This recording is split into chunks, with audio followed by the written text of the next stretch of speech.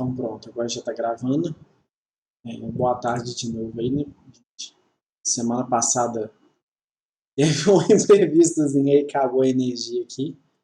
Mas já estava bem no finalzinho, não perdeu nada não. Fora que a aula já estava gravada também, do assunto assim, propriamente dito. Mais cedo aí, quem que perguntou? Deixa eu ver aqui. Como está dando problema de renderização, aqui ó, o Guilherme. Se alguém tiver dúvida aí de alguma coisa, pode perguntar mesmo, seja da aula 14. Eu postei a aula 15, né? Tem atividade da aula 15. Mas se você tiver dúvida da 14, pode perguntar aí. Só uma coisa que eu tenho que falar com vocês antes, que a escola pediu para avisar e eu já tinha postado aqui também, né? Seguinte, a escola está fazendo avaliação dos professores. É um procedimento que tem de tempos em tempos aí. E então eu coloquei aqui no Classroom o link para. Não, nem é aqui. Aqui, ó, nesse Forms aqui. Esse aqui é do GitHub, é outra coisa. Para vocês avaliarem minhas aulas, tá bom? Esse formulário é da escola. O formulário não tem nada a ver comigo, não. A escola só pediu que cada professor compartilhasse o link para que os alunos fizessem a avaliação. Que mais? Deixa eu ver aqui. O negócio do GitHub aqui. Eu recebi algumas dúvidas a respeito da solução do exercício, utilizando binário e tudo, e eu nunca tinha feito a solução e deixado lá definitivo no Git. Aí hoje eu fiz e já dei upload lá, já tá disponível, não sei se alguém viu, mas eu já fiz aqui, ó, um 14b, isso aqui é a solução com texto, que é o que já estava lá, e essa daqui é a solução com binário. A solução não, né? A sugestão de solução. Provavelmente, mesmo estando com binário, essa solução está melhor do que essa daqui, que eu fiz um tempo depois, né, com mais carinho e tudo, então pode ser que aqui tenha melhorias com relação a esse daqui da aula 14, mesmo sendo de binário. Então, foi coisas que eu pensei depois que eu já tinha feito a aula 14, coisas que eu pensei baseado em dúvidas que chegaram para mim a respeito da aula 14. Então, essa solução que eu fiz aqui hoje é bem possível que ela esteja melhor do que essa daqui. Tá? Agora deixa eu dar uma lida aqui nos comentários aqui. Eu fiz um código na atividade 3 e ele fez o que eu queria, mas no final apareceu mensagem de erro. Tem algo comum de fazer, dar esses erros ou depende de cada caso? Aí não sei, né, Guilherme? Eu teria que ver. Assim não tem como eu saber, não. Primeiro eu tenho que saber qual que é a mensagem de erro. Essa é a primeira coisa. E a outra é o seguinte: geralmente, quando o erro aparece no final, depois de tudo ter funcionado, vamos dizer assim, as duas principais razões são: você está desalocando uma coisa que já foi desalocada, ou você está usando algo que já foi desalocado, ou você ter destruído alguma coisa. Então, vamos supor, você foi e alocou 4 bytes e usou 5. Entendeu? Geralmente, são essas as 3 razões quando o erro dá no final. Então, assim, você foi, rodou e tudo, parece que estava tudo certo. Se tivesse, não dava erro, né? Então, parecia que estava tudo certo e aí chegou no final, deu pau. Geralmente são esses os 3 casos mais comuns, né? Para o nível que a gente está aqui agora, tá, gente? Quando vocês aprendem outras coisas, threads e outras coisas, aparecem outras coisas. Mas nesse momento aqui, geralmente é esse o caso, tá bom? Deixa eu ver o que a Nicole falou ali. No código a gente pode criar os arquivos ou precisa sempre trabalhar com o arquivo já existente do usuário? O que acontece? O exercício 1 e 2, ele pede para que conte as linhas, né? No caso, o exercício 1 era para contar as linhas e o 2 contar os caracteres. Então é interessante que você pergunte para o cara qual arquivo que quer que conta. Porque se for para você trabalhar num arquivo que você já fez e que ele não é modificado nem nada, não precisa contar, né? Você vai lá, conta na mão e dá a resposta pro cara. Entendeu? Chega lá e vira e fala assim, 21. Pronto, tá dada a resposta. Eu não precisa contar, né? Então é interessante que você pergunta pro cara, e aí, filhão, qual que é o arquivo que você quer que eu conte? Então, não é muito legal para a questão 1 e 2 já trabalhar com um arquivo que você criou, não. Agora, já para o 3 e para o 4, ele parte do pressuposto que você está lendo os dados dos alunos, né? Porque ele pede para você ler o nome do aluno e as notas do cara. Então, para ler o nome e as notas do cara, os arquivos já tem que estar lá. Inclusive, essa solução binária que eu coloquei aqui hoje, eu coloquei o arquivo aqui, ó, binário, que eu utilizei para poder testar a, a aula 14 que eu implementei. Bom, então, quem olhar isso daqui vai ver que eu faço referência para ele aqui, quer ver? Aqui, ó, dados alunos entrada. E esse arquivinho eu coloquei aqui, ó. Então, se você quiser testar a minha solução, você precisa desse arquivo. Aí alguma coisa ali pro Márcio e tal. E aí, gente, vamos lá. Alguém tem alguma dúvida? Da aula 14, da aula 15? Alguma coisa que ficou na dúvida e queria perguntar, mas aí acabou a luz e acabou não perguntando? Ah, só uma outra coisa, enquanto vocês postam aí, tá? Já falei do formulário, já falei da solução do Git, aí do trabalho final. O que acontece? Eu vou postar esses dias, mas agora não tem prazo mais, né? Porque vamos dizer assim, já acabou esse primeiro pedaço. Então o dia que eu postar é mais ou menos indiferente.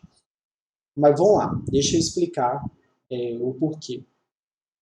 Eu quero que vocês já comecem a pensar no trabalho, porque se eu postar ele no primeiro dia, lá em janeiro, o que vai acontecer? Vocês vão ter 2 semanas só para poder fazer. Então não é que é para você fazer agora, não. Né? Ah, estou utilizando aqui o módulo 2 para poder fazer o trabalho. Não é isso, não. Mas que você pense a respeito. Entendeu? Então dá uma olhada, vê e fala assim, o que esse trabalho vai precisar? Será que meu conteúdo está consolidado? Será que eu preciso tirar dúvida, alguma coisa?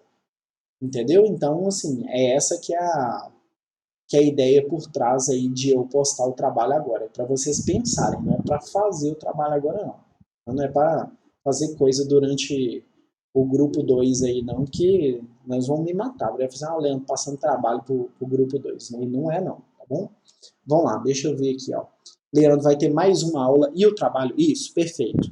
Vai ter mais uma aula, que é a aula de ordenação, tá? É a primeira aula de janeiro. É a aula de ordenação. E o trabalho, né, que é esse que eu acabei de comentar, tá bom? Deixa eu ver aqui. Tem algum app melhor para nós vermos os arquivos binários? Então, Bernardo, tá? Eu gosto do HXD. Deixa eu mostrar para vocês aqui. Eu já devo ter, eu acho que eu já usei em alguma aula. Deixa eu abrir aqui. Você pode mostrar como é que fica um arquivo binário, professor? Mostro. Depende do conteúdo, né? Mas eu vou mostrar aqui para vocês. Por exemplo, esse arquivo aqui, ó, dados aluno entrada, esse cara é o que eu fiz hoje para poder testar a solução da aula 14. Então, eu vou abrir aqui no HXD para vocês verem. Esse aqui é o software que eu gosto de visualizar coisas em binário. É o melhor? Não sei se é o melhor. Talvez tenha outros. Tem um que chama X-Workshop. Era bem famosão. Talvez ainda seja famoso, mas como eu deixei de usar há muitos anos, ele deixou de ser famoso para mim, entendeu? Vai ver tipo um K-pop que eu não conheço. Mas o que acontece? Esse programa aqui, ele me atende demais. Ele é um visualizador, né, e editor de arquivo binário. Nesse pedaço aqui você vê a parte binária, só que você escreve em hexa, né, porque ninguém vai ficar escrevendo 0, 1, 1, 0, ninguém faz isso, escreve em hexa. E aqui do lado, em teoria, o texto que está associado com aquele caractere, tá bom? Mas ele tem umas outras coisas que eu acho mais interessante do que isso. Tipo isso aqui, ó. Quer ver? Aqui, ó. Se eu selecionar esses 4 bytes aqui, isso daqui é a nota do cara, tá? Só mostrar para vocês. Porque o meu arquivo está sendo feito da seguinte forma. O primeiro número, né? Então, é o primeiro inteiro. Ele é o número de registros. Então, tá aqui, ó, 2. Dá até para ver aqui, ó. Tá vendo? 2. Aí depois, esse cara todo, até aqui, é o texto propriamente dito com o nome do aluno, que no caso aqui está escrito Leandro Maia. Depois é a nota do cara. Aí a nota do cara já está utilizando um float, tá? Então, como ele é um float, eu seleciono os 4 bytes aqui, e eu venho aqui, ó, no float, e ele já interpreta esses 4 bytes para mim. Então, ele está falando que 4104CCCD equivale a 8,3000, beleza, que é a nota que eu tinha colocado para o aluno. E aqui a outra nota, tá vendo? Aqui, ó. Tá falando que a outra nota dele é 7,63999, que na verdade é 6,4. Só que como não tem jeito de escrever 6,4 em float, acaba virando esse número. Eu postei aqui também, não sei se alguém viu. Se não viu, vai ver agora. Um link, cadê ele? Aqui, ó. Um link para essa calculadora aqui, ó. Vou mostrar para vocês. Isso daqui não é assunto desse ano, é só porque como eu montei o arquivo, eu acabei postando aqui para vocês para mostrar. Então, aqui, ó, cadê o número? Aqui, ó, 7,64. A nota que eu tinha digitado para o aluno é 7,64. Então, vou colocar ela aqui, ó, 7,64. Meter Enter aqui, e aí ele virou e falou assim, olha, 7,64 não tem jeito de escrever. O número que realmente vai ser guardado é esse aqui, ó, 7,63999, esse é o número, porque 7,64 não tem jeito. E aí ele tem esse errinho aqui. Mas para mim isso é completamente indiferente. Então eu peguei esses bytes aqui, 40 F4 7A é 1, então cadê ele aqui, ó? 40 F4 7A é 1, e escrevi aqui. Lembrando que é de trás para frente porque é Little Endian. Para quem já assistiu minhas aulas aí para trás já sabe o que eu estou falando. É organização de memória. Tá? Se fosse Big Endian, eu tinha que trocar isso aqui embaixo. Mas a minha organização de memória, que é um Intel que eu uso, então é Little Endian, tá bom? Então tá aqui, ó. Esse aqui é o primeiro registro, aí depois vem o segundo registro, que o nome do cara é Maia Silva, e aí vem até aqui, e depois a outra nota dele é essa daqui, ó, 6,98, e a outra nota é essa daqui, que é, cadê? 7,09, que na verdade eu tinha dado 7,1 para ele. Então esse aqui é o arquivo que eu estou utilizando e eu visualizo assim. Eu gosto desse programa, mas vocês usem o programa que vocês acharem mais interessante aí. Tranquilo? Quem que me perguntou isso aqui? Deixa eu ver. O Bernardo. Tranquilo, Bernardo?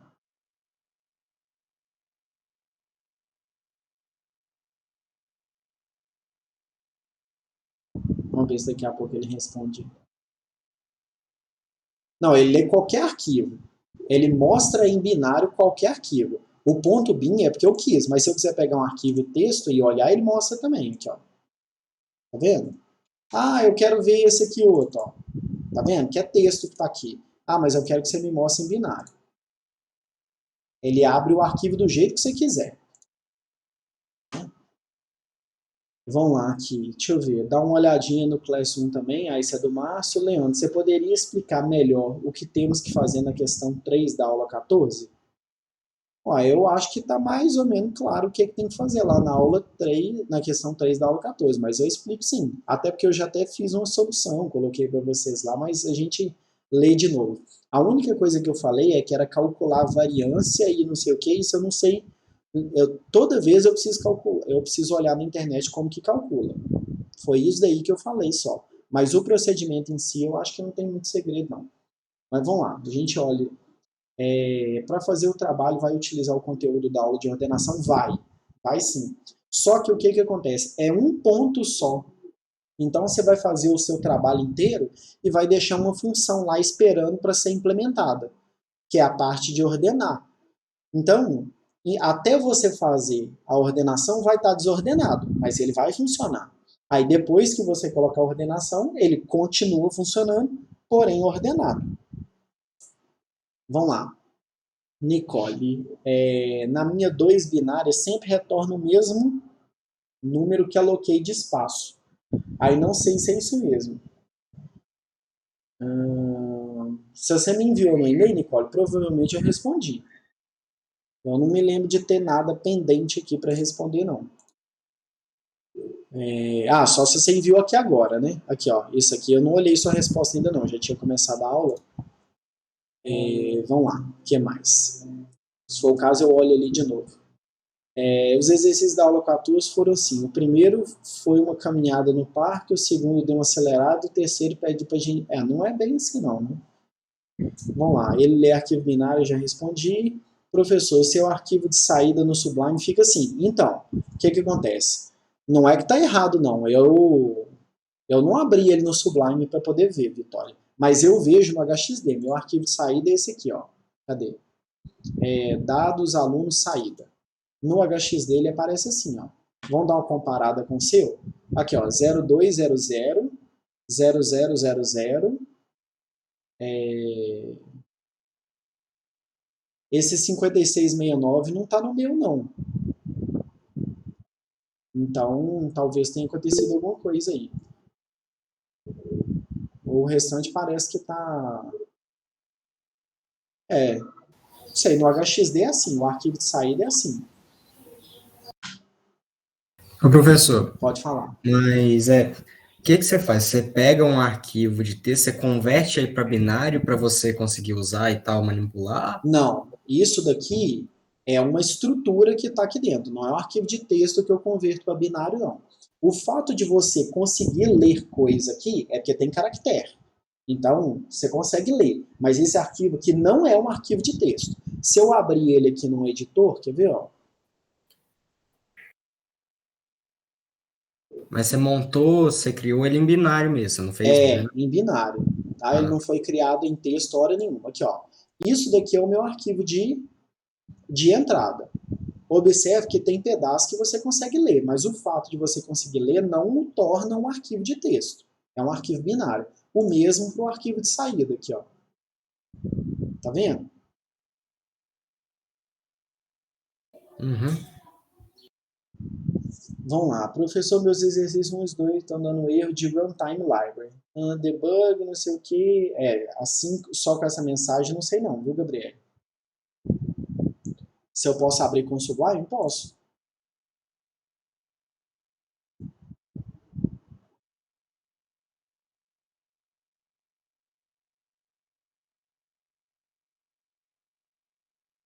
Aqui, ó. Nem abrindo com o Sublime fica igual o seu, não. Fica igual o meu, ó.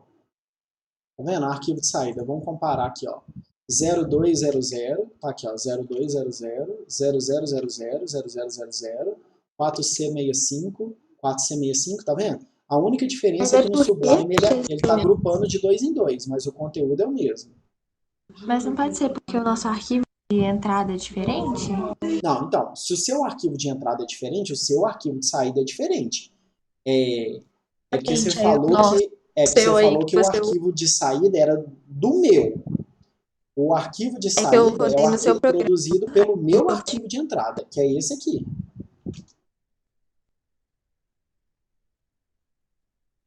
Entendi, ok. Entendeu? Se você usar outro arquivo, aí é lógico que vai dar outro resultado.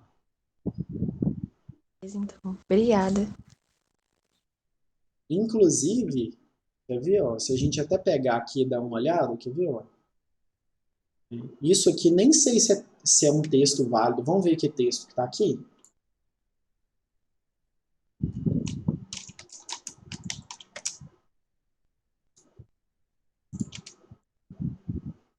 Aí, ó, tá vendo? O seu arquivo é outro, ó. Tá vendo? É por isso que o resultado é diferente, porque o meu arquivo com certeza não está escrito Vitória Vieira, está escrito Leandro Maia. Por isso que o resultado é diferente.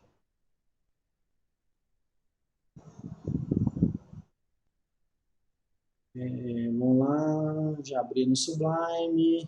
Aparece essa mensagem aqui também, só que dentro do Visual Studio, exceção sem tratamento, porque teve uma exceção, aconteceu alguma coisa de errado no seu programa.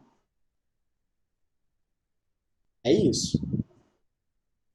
Entendeu, galera? Se você passar alguma coisa que não devia, ele vai acontecer uma mensagem de erro mesmo. Isso aí não tem jeito. Agora, qual é a mensagem, qual é a exceção e tudo, só vendo um contexto.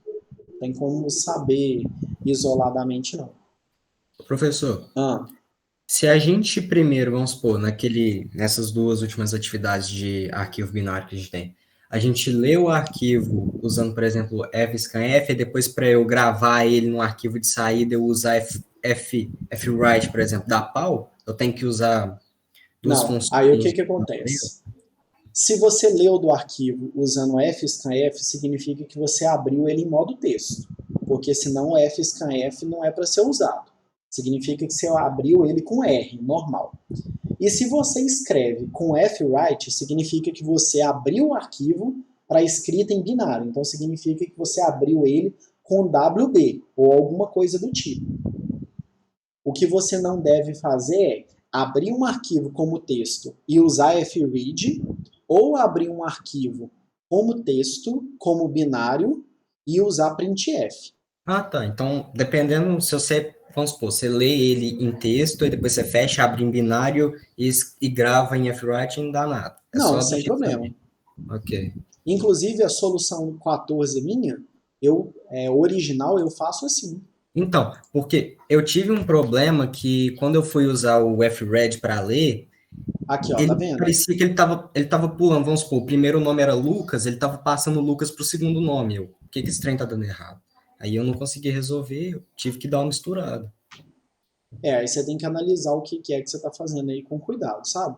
Mas Porque não assim, tem nenhum problema de você abrir o arquivo, usar, fechar, abrir outro. Aqui, inclusive, no meu, são dois contextos diferentes. O meu arquivo de entrada, na solução 14, não na 14b, tá? Na solução 14, eu abro um arquivo em modo texto e escrevo um arquivo binário, que eu queria mostrar o uso dos dois aqui na solução 14. Aí eu fiz a 14b, que vocês pediram, com tudo em binário. Então na 14b não aparece nada que não seja B.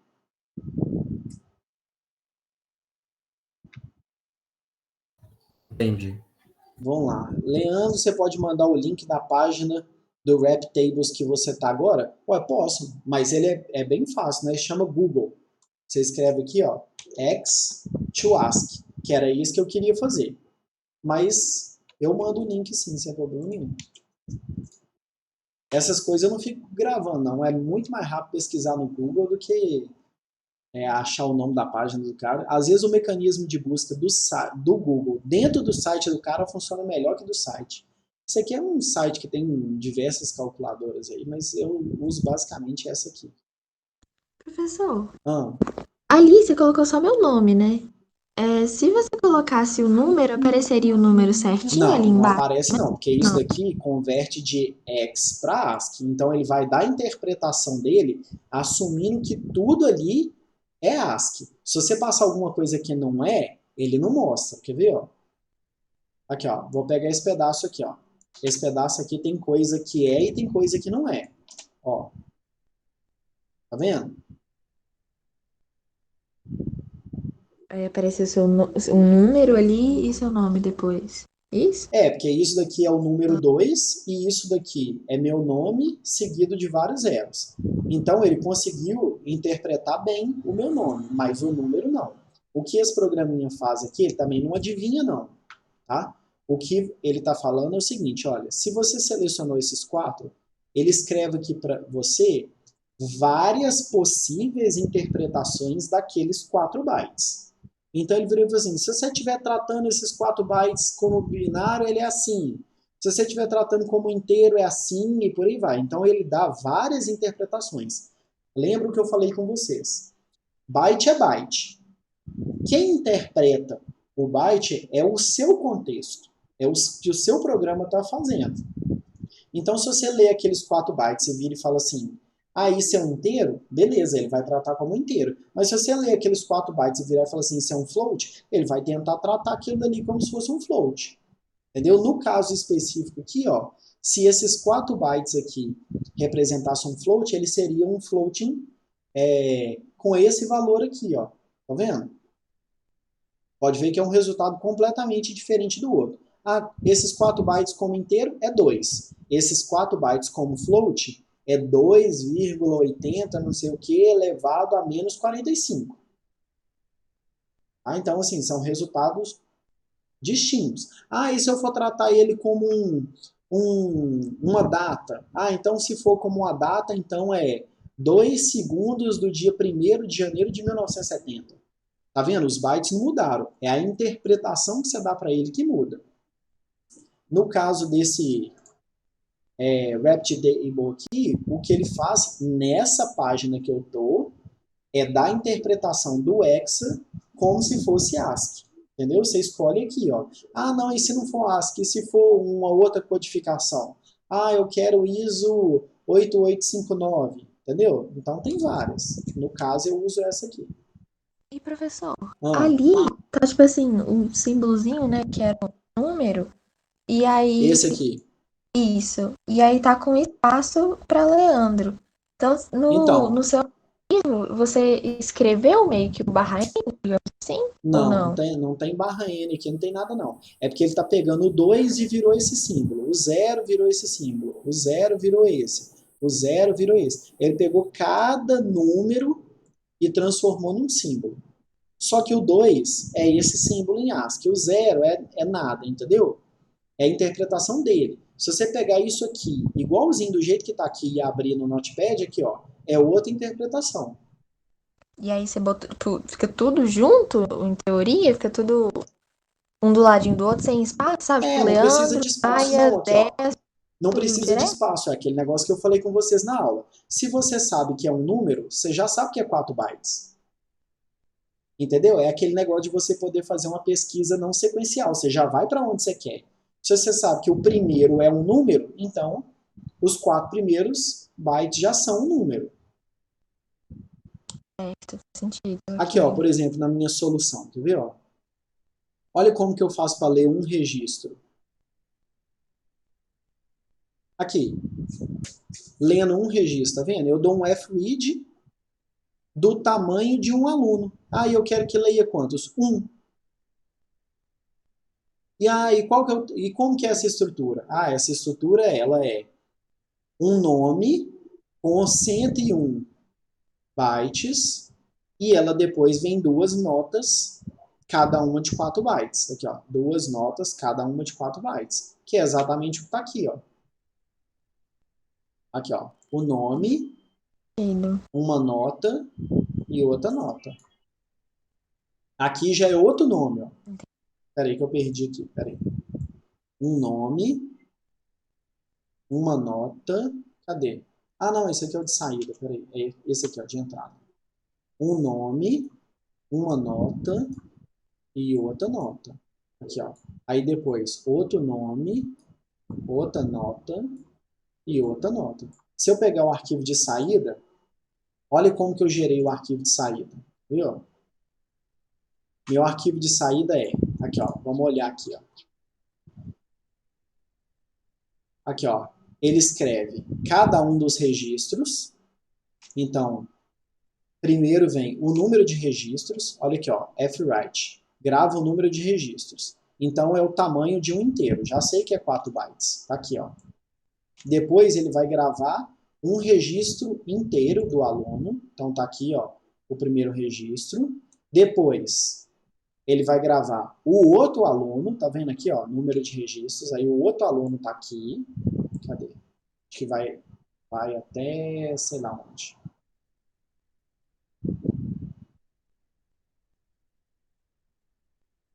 Acho que é até aqui, ó. Porque aí depois eu acho que já é a média da nota dele. Deixa eu ver. Isso, 7,03. Isso aqui, ó. Que é o nome do cara e a nota. Nome e a média. E aí depois que termina tudo, eu gravo no final o desvio padrão e a variância. Então aqui, ó. Esse cara aqui é o desvio padrão. Observe que ele não é float, ele é double. Então eles são 8 bytes aqui, ó. Então eu não pego 4 não, eu pego 8. E aí os 8 juntos falaram o seguinte, olha aqui, ó. O desvio padrão é 0,46. Ah, e agora? E a variância? A variância é 0,43. Tá vendo? Como é que você sabe que a variância vai dar um valor que é double, não um float? Não te entendi. Como é que você sabe que variância vai dar um valor que é double e não float? Porque eu falei que a variável é double. Fui eu que escolhi. Aqui, ó. A minha variável. Tá vendo? Ela é double. Então, se ela é double, na hora de escrever, eu tenho que falar que é o tamanho de um double. Tem problema falar que é float? Se a sua variável é float, você tem que falar que o tamanho dela é float. Ah, beleza. Tá bom. Tá vendo? Aqui, ó. A média do aluno é float, mas o desvio padrão e a variância não é. Ah, e por que Certo. você fez assim? É porque eu quis. Eu estava dando exemplo. Se eu quiser transformar tudo em float, beleza, é tudo float. Mas aqui, quando eu faço negócio, eu quero dar exemplo de coisas. Então aqui, ó, a média é float, mas o desvio padrão e a variância não é. Tá bom? Deixa eu ler mais os comentários aqui, ó. Leandro, geralmente meus programas não param no fgets, meio que entra os dados anteriores. É comum esses erros assim ou tá bem atrapalhado? Tá bem atrapalhado. Porque esse negócio do fgets é uma coisa que eu já falei com bastante recorrência aqui. Quando o fgets não para, é porque tem um /n no buffer. Provavelmente em função de um S scanf %D, %F, alguma coisa que aconteceu. Por quê? Quando você tira um número, você não tira o /n de lá. Então, se você não tira o /n de lá e depois chama um fgets, ele passa direto. Tá? Então, tanto é que se der uma olhada nas minhas soluções, eu costumo fazer isso aqui, ó. Tá vendo? Porque se eu colocar o %D e não colocar esse %C, ele vai tirar o número, não vai tirar o /n, e aí na hora que eu executar o exercício 1, por exemplo, aqui, ó. Cadê o exercício 1? Aqui, ó. E na hora que eu executar o exercício 1, a primeira coisa que ele faz é um fgets. Aí ele vai passar direto. Vai passar direto por conta do /n que estava lá. Entendeu? Então, é bem provável que você esteja atrapalhado mesmo. Não é comum, não. É comum se você não souber o que você está fazendo, né? Que, no caso, é estar bem atrapalhado. Vamos lá, professor, na hora de passar para binário, F-write, eu posso colocar complementos tipo nome? Não, não existe isso não, Iago. Se você está usando F-write, é porque você está escrevendo binário. Então, binário não tem esse conceito. Você só escreve e lê bytes, tá? Agora, se o conteúdo da sua variável tiver um texto, ele vai escrever o texto lá. Igual está sendo aqui, ó. Deixa eu mostrar para vocês. Quer ver? Aqui, ó. Dá uma olhada no meu... Aqui, ó. Olha o meu fwrite. Esse fwrite aqui, ele espera um vetor de bytes, vamos dizer assim. Só que o meu nome é caractere. Então, ele vai pegar cada um dos caracteres e escrever o byte dele lá. É por isso que eu vejo aqui, ó. A ele aqui, ó. Tá vendo? É por conta disso. Isso daqui é o nome e essa daqui é a média do cara. Quanto que é a média? 7,97. Tá? Então, você não vai escrever o texto entre aspas igual você colocou aí, não. Agora, se a sua variável tem texto, o texto vai parar lá. Tá? Vamos lá. O professor vai ter mais atividades essa semana além da 15? Não. É só da aula 15 mesmo, as atividades que faltam para essa semana. E quem perguntou lá da solução da aula 14, do exercício 3? Vamos lá, deixa eu voltar aqui. Que é o seguinte, ele está falando o seguinte. Faça um programa que leia um arquivo, as informações sobre o nome e as duas notas do cara. Então vamos pegar meu arquivo aqui de entrada. Então seria algo assim, quer ver? Ó? Deixa eu abrir minha solução da aula 14 para eu ver como que era o formato que eu tinha escolhido. Vamos lá.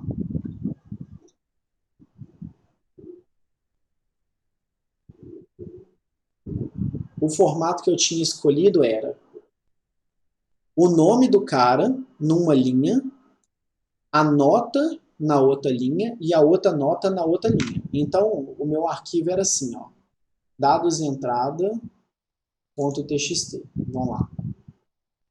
dados, entrada, aluno, como é que era o nome? Esse aqui, ó. Era isso aqui.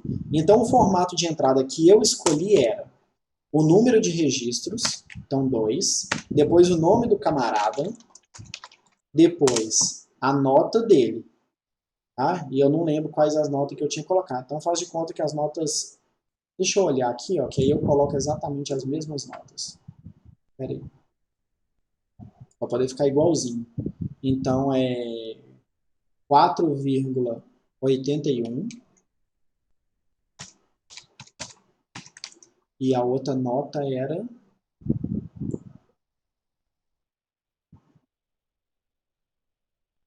Tô achando estranho, acho que eu peguei do pedaço errado. Acho que é a partir daqui, ó. Isso. 8,3. Então, a nota era 8,3 e a outra era 7,64. Isso. Então tá aqui um registro e o outro chamava Maia Silva e as notas eram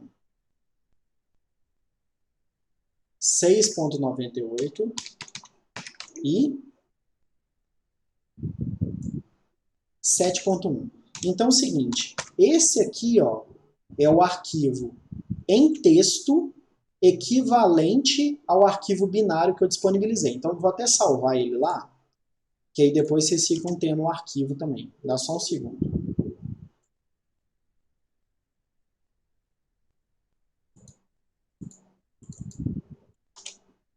Aqui aí eu vou adicionar esse arquivo. Então esse aqui é o arquivo txt com os mesmos dados do binário. Aqui em binário e lá em texto. Tá? E aí beleza. Aí olha só o que ele vai fazer. Continuando aqui na solução da questão 3. Ele quer que você crie um arquivo que sai o nome e a média de cada aluno. Então, beleza. Bem fácil de fazer, né? A sua saída vai ser Leandro Maia e aí a média vai ser qual? Porque a média eu já esqueci. Então, um vai ter 8,3 mais 7,64 dividido por 2. Então, a média vai ser 7,97. Então, é como se o arquivo de saída tivesse escrito assim, ó. 7,97. E aí, depois o outro vai ser Maia Silva e... Deixa eu ver quais são os números que eu já esqueci. 6,98 mais 7,1 e a média vai ser essa aqui, ó, 7,04. Então, o meu arquivo de saída é como se fosse isso aqui, ó, tá? Então, ele vai produzir isso. O resultado da 3 é isso. Gera um arquivo com o nome de cada um dos caras e a média das notas. Então, eu acho que não tem dúvida na 3, não. Pelo menos nesse pedaço, não. Quem me perguntou? Quem me perguntou a cena aí, para eu poder... Fui eu, Alisson. Ó, Alisson, você teve dúvida nisso aqui, ó? Não, agora eu entendi melhor como é que eu vou ter que fazer. Entendeu? Porque, olha só, Entendi. ele quer que você gere uma saída, né? E como a sua entrada, é claro que eu estou fazendo com base no meu arquivo, né? Se você gerar um arquivo com mais alunos e tudo, o resultado é diferente. E quem define o formato do arquivo de saída é você também, viu, Alisson? Eu estou mostrando aqui para vocês o que o meu vai produzir, com base na solução que eu coloquei lá no GitHub. Mas se você virar e falar assim, eu não quero que o meu formato do arquivo seja assim, seja outro, não tem problema não. Você tem a liberdade para poder fazer do jeito que você quiser. O que você tem que ter em mente é o seguinte, a saída, vamos dizer, tem que estar consistente com aquilo que você definiu. Então se eu definir que vem número de registro, nome e nota, tem que sair assim. Entendeu? Entendi. Valeu. Agora vamos lá. Era essa a dúvida ou precisa continuar aqui? Era isso, eu não estava colocando, por exemplo, o número de registro na frente, aí estava dando errado o meu Então, código. mas o número de registro na frente É uma decisão minha, fui eu que escolhi fazer assim. Se você tiver feito uma solução que não pede o número de registro, não tem problema. Entendi. Entendeu? Você só tem que fazer um negócio consistente. Agora, como é que calcula o desvio padrão e variância? Não lembro. Aí eu tenho que olhar toda vez. Quer ver? Ó? Dá pra gente inferir, mas de cabeça eu não sei não. Esse aqui calcula a média. E o que é o desvio padrão? O desvio padrão pega a nota do cara menos a média. É a raiz, é a soma das raízes da nota do cara pela média da nota. Então, assim, viu? Vamos supor que a média desse cara é essa e a média desse é essa. Então, a média dos dois é 7,97 mais 7,04 dividido por 2. Então, a média da galerinha é essa aqui. Ó. Média da galera. Tá? A média da galera é essa daqui. E aí, o que é o desvio padrão? É raiz da média do cara. Então, 7,97 menos a média da galera. Então, é a raiz disso, do quadrado do... É isso? Deixa eu olhar aqui, ó. Isso. Pega um menos o outro e calcula a potência. Ah, então não é a potência. Beleza. E aí vai ser a mesma coisa do outro. O outro é...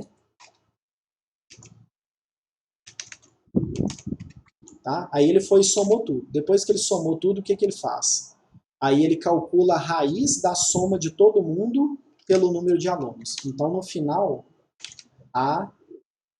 o desvio padrão é igual a raiz dessa galera toda aqui, dividido pelo número de alunos, que é 2. Tá? Aí tem uma fórmula para isso, tá, gente? Eu estou olhando baseado na solução que eu já fiz, mas se você chegar aqui no Google, cálculo desvio padrão. Cadê? Aqui, ó. Tá vendo? É o somatório, né? A soma das diferenças lá, que é isso aqui, ó. Tá vendo? E potência, né? Para poder elevar os dois. Então, o somatório dos quadrados das diferenças.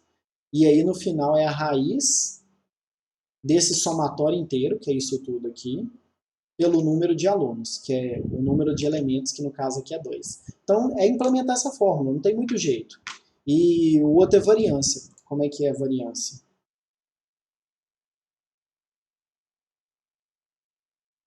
Aqui, ó, variância. E a variância é o quê? É mais ou menos a mesma coisa, tá vendo aqui, ó? Esse pedaço aqui tá igual ao outro, tá vendo? É o somatório aqui do mesmo jeito. Só que no final é o quê? Só dividido pelo número de alunos menos 1. Então não tem aquela raiz. Deixa eu só confirmar aqui. Cálculo variância. É isso aqui mesmo, tá vendo? É isso. Se eu não fiz nenhuma orelhada, é isso aí.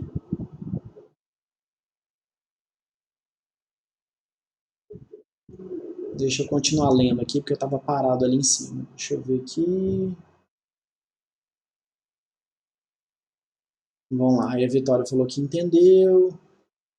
O ideal é eu criar uma variável com a sentença dos complementos. Ô, Iago, eu saí do contexto, então me explica isso aqui de novo para mim, porque eu saí do contexto e já não estou conseguindo entender essa frase aqui mais não. Deixa eu ver aqui do André.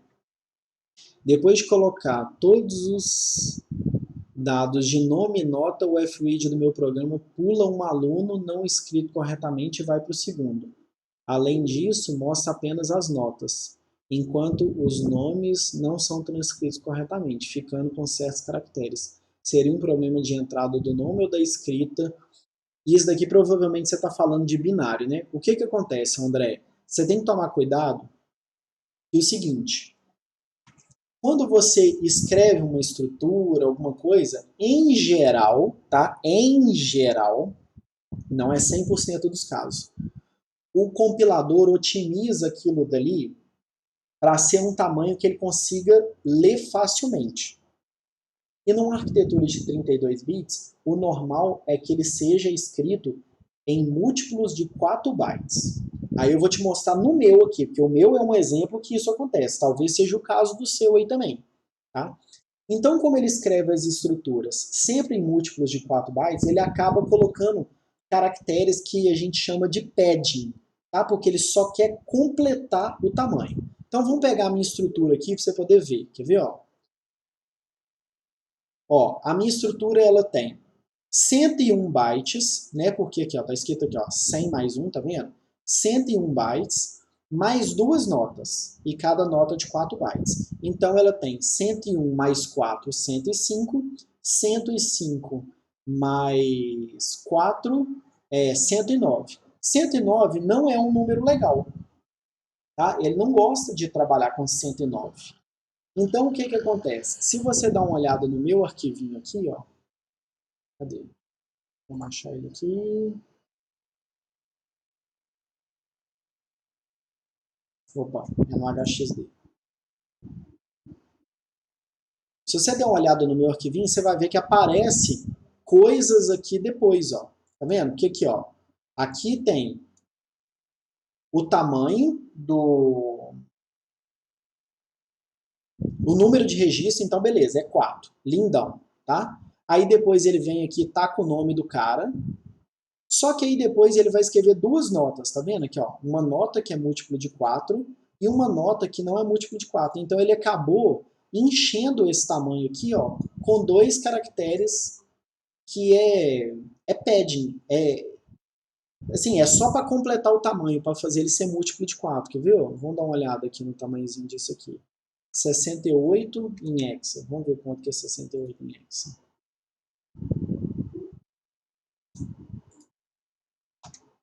Tá vendo? Então ele completou para 104 bytes. Porque o meu lá tinha o 101 e ele foi lá e colocou mais 2. Qual que é o outro? O outro é do 0. Na verdade ele completou com 3 bytes, né? Completou com 3 bytes, só que esse aqui é o tipo 0 do final. Sabe? Então esses três caras aqui ó, tá só enchendo o espaço, vamos dizer assim. Então pode ser que seja esse daí o seu caso, tá? Não sei se é. Eu teria que olhar, mas pode ser que seja. Vamos ver aqui, ó. Eu contei o número de linhas. Também já saiu do contexto aqui, ó. Eu não sei o que é se eu contei o número de linhas. Vamos lá. Em relação ao desvio padrão e a variância, existem dois tipos de cada, 4 no total. Quais você recomenda colocar no código? Você está falando de fórmulas diferentes? Iago, porque, sei lá, eu implementei aquela dali que está jogada que a gente achou na internet ali. Não sei nem se eu peguei a certa, não. Igual eu falei, eu não sei calcular esses negócios de cabeça, não. Então, existem as amostrais e populacionais, não faz a menor diferença qual que eu usei. Não faz a menor diferença, não. Não faço a menor ideia de qual que eu usei. Então, mas não sei não, Iago. Pega uma aí que você achar legal e implementa. O objetivo do trabalho não é testar se você sabe implementar a fórmula de desvio padrão e de variância. Porque eu fiz essa daqui que eu achei na internet. Entendeu? É só escrever assim. Eu fiz igualzinho vocês estão vendo aqui. Ó. Cheguei no Google e escrevi cálculo desvio padrão. Fiz desse jeito e implementei. Qual que é o tipo dela? Não faço a menor ideia. Cálculo variância. E implementei. Agora se tem diferença, se tem populacional, amostral, não sei não. Pega uma aí que você gosta e acha mais fácil e implementa. Aqui é que vocês têm que entender o que é que o exercício quer testar. Não é se você sabe somar coisa e dividir, não é isso. É se você sabe preparar os dados, gravar e ler corretamente. Entendeu? Então não preocupa com qual fórmula não, porque não é esse aqui o objetivo do exercício não. Inclusive, isso daqui, para mim, é uma coisa que sempre tem que ser pesquisada. Sempre, sempre, sempre. Eu acho que se eu usar 20 vezes, eu tenho que pesquisar as 20 vezes. Eu nunca lembro como que faz essas contas. Nunca lembro. Não é coisa que fica fazendo parte do meu dia a dia, assim, então não gravo. Tá? Não preocupa a cabeça, não. A gente tem que saber pesquisar, saber converter um algoritmo no outro. E isso é que é importante. Agora, como é que faz a conta, essas coisas, aí já seria uma coisa para cobrar na prova de matemática. Então, se o cara lá na aula de matemática está te ensinando a calcular desvio padrão, aí você está no contexto do desvio padrão e é aquilo que está sendo cobrado. Então, lá você tem a obrigação de implementar certa, vamos dizer assim. Aqui não, para mim é diferente isso. Se você sabe ler e escrever do arquivo adequadamente, para mim, como programador, é o que conta. Beleza? E a pessoa que eu falei aqui, para depois me colocar em contexto, deixa eu ver aqui, ó. Eu não sei se isso daqui que você falou de ideal, ô Iago, tem a ver com esse negócio que você falou de amostral e populacional aqui? Ou não? Não, tem a ver com aquilo que eu te falei sobre imprimir complementos no F-Write em binário. Aí você falou que ele imprimiria só os valores que estão nas variáveis. Aí eu perguntei se seria ideal eu colocar esse complemento dentro de uma variável. Mas é isso daqui, né? Com o negócio que eu mostrei que ele faz o complemento das coisas. Isso. Tipo nome, 2 pontos. Nota 1, 2 pontos. Não. Aí isso daí, agora eu entendi o que é que você está falando. Isso daí é na hora de impressão, interação com o usuário. Quer ver? Eu vou rodar o meu aqui para vocês verem. Viu?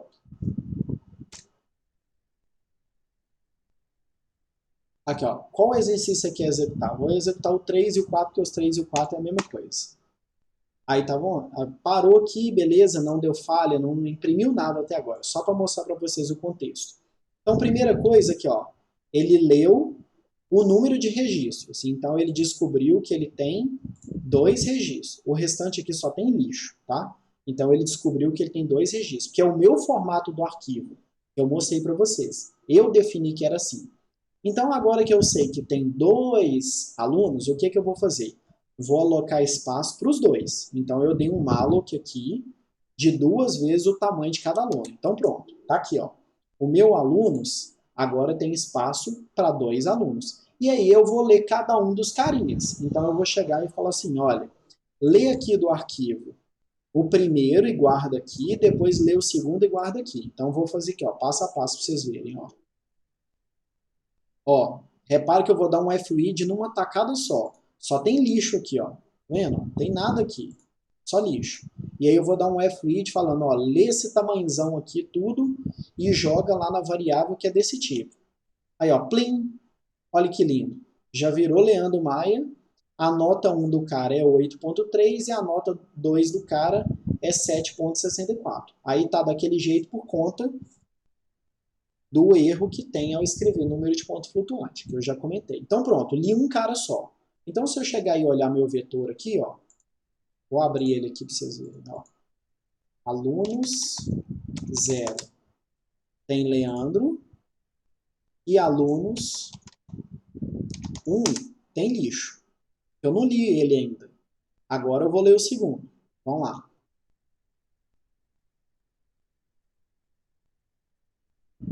Aí, ó, depois de ler o segundo tem Maia Silva e a nota dos caras é 6.98 e 7.1. Pronto. Ok.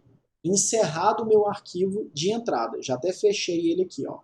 Agora, o que eu vou fazer? Eu vou imprimir o dado desses malucos que eu li aqui, ó. Então, vamos lá.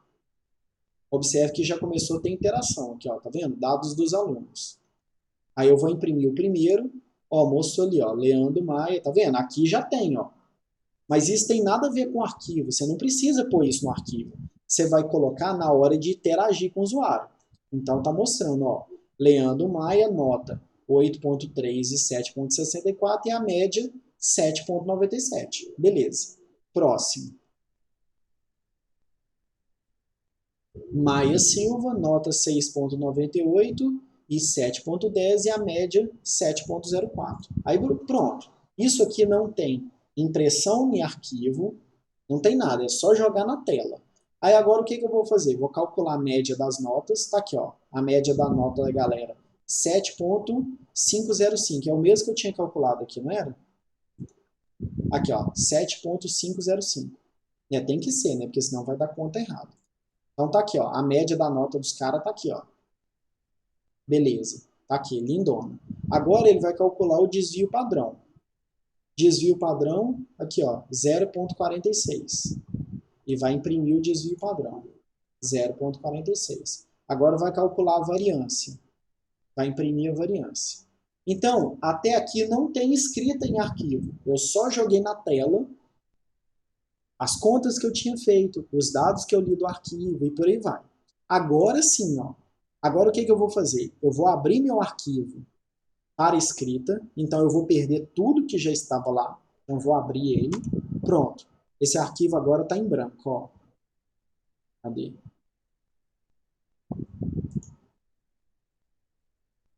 Tá vendo? Ó? Tem mais nada dentro dele. Já perdi. E vou continuar. Agora o que ele vai fazer? Lembra que o formato do meu arquivo, do meu, primeiro vem número de registro? Então aqui, ó, escrevi. Número de registro. Ah, eu vou conseguir ver ele aqui?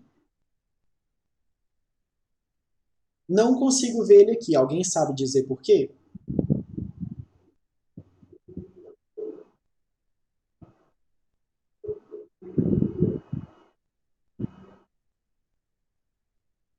Ninguém sabe?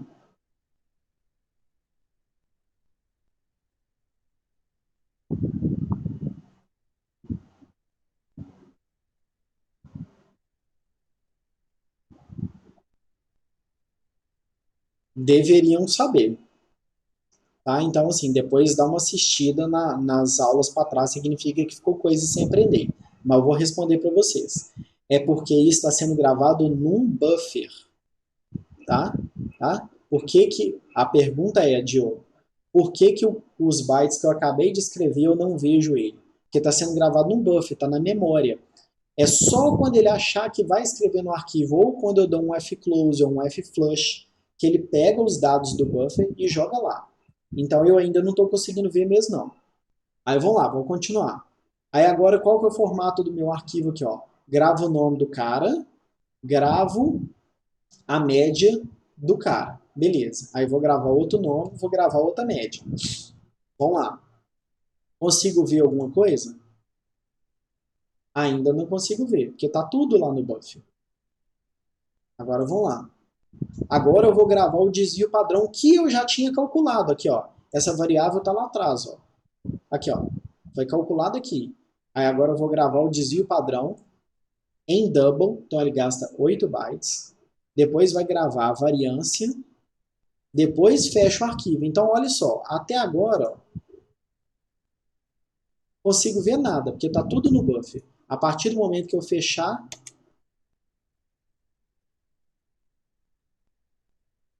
olha que lindo. Tá aqui, ó, no formato que eu defini, ó. Número de registros, nome do camarada, média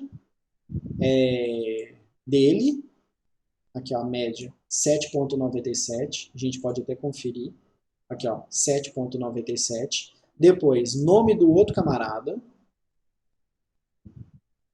média da nota dele, 7.03, então é 7.04, aqui ó, média da nota do cara, beleza, próximo, desvio padrão, se não me engano. O desvio padrão dele é 0.46. Tá aqui, ó. 0.46. E depois, para finalizar, 0.4324, que era a variância.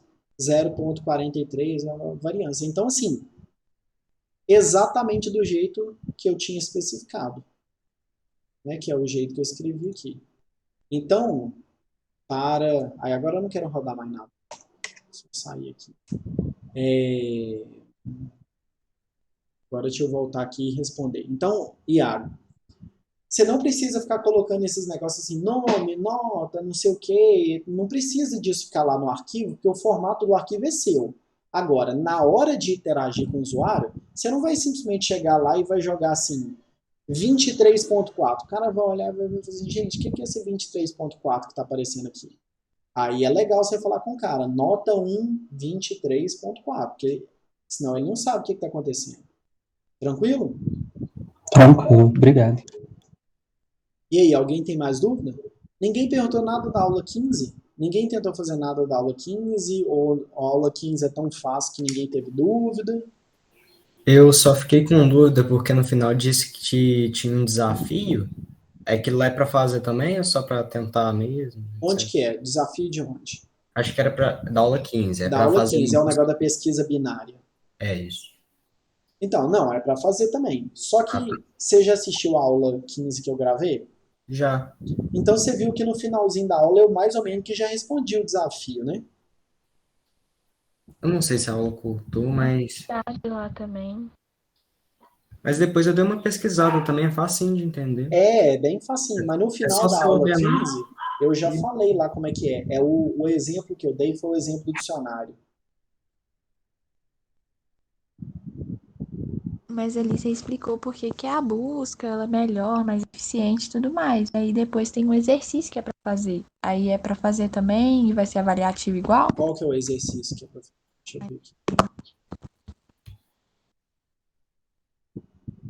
aqui. Não, mas é um exercíciozinho só. Faz parte da lista de exercício. Beleza. Agora, vocês sabem que o fato de fazer parte da lista de exercícios não significa que todo mundo consiga fazer. Então, se você não conseguiu fazer, você não faz.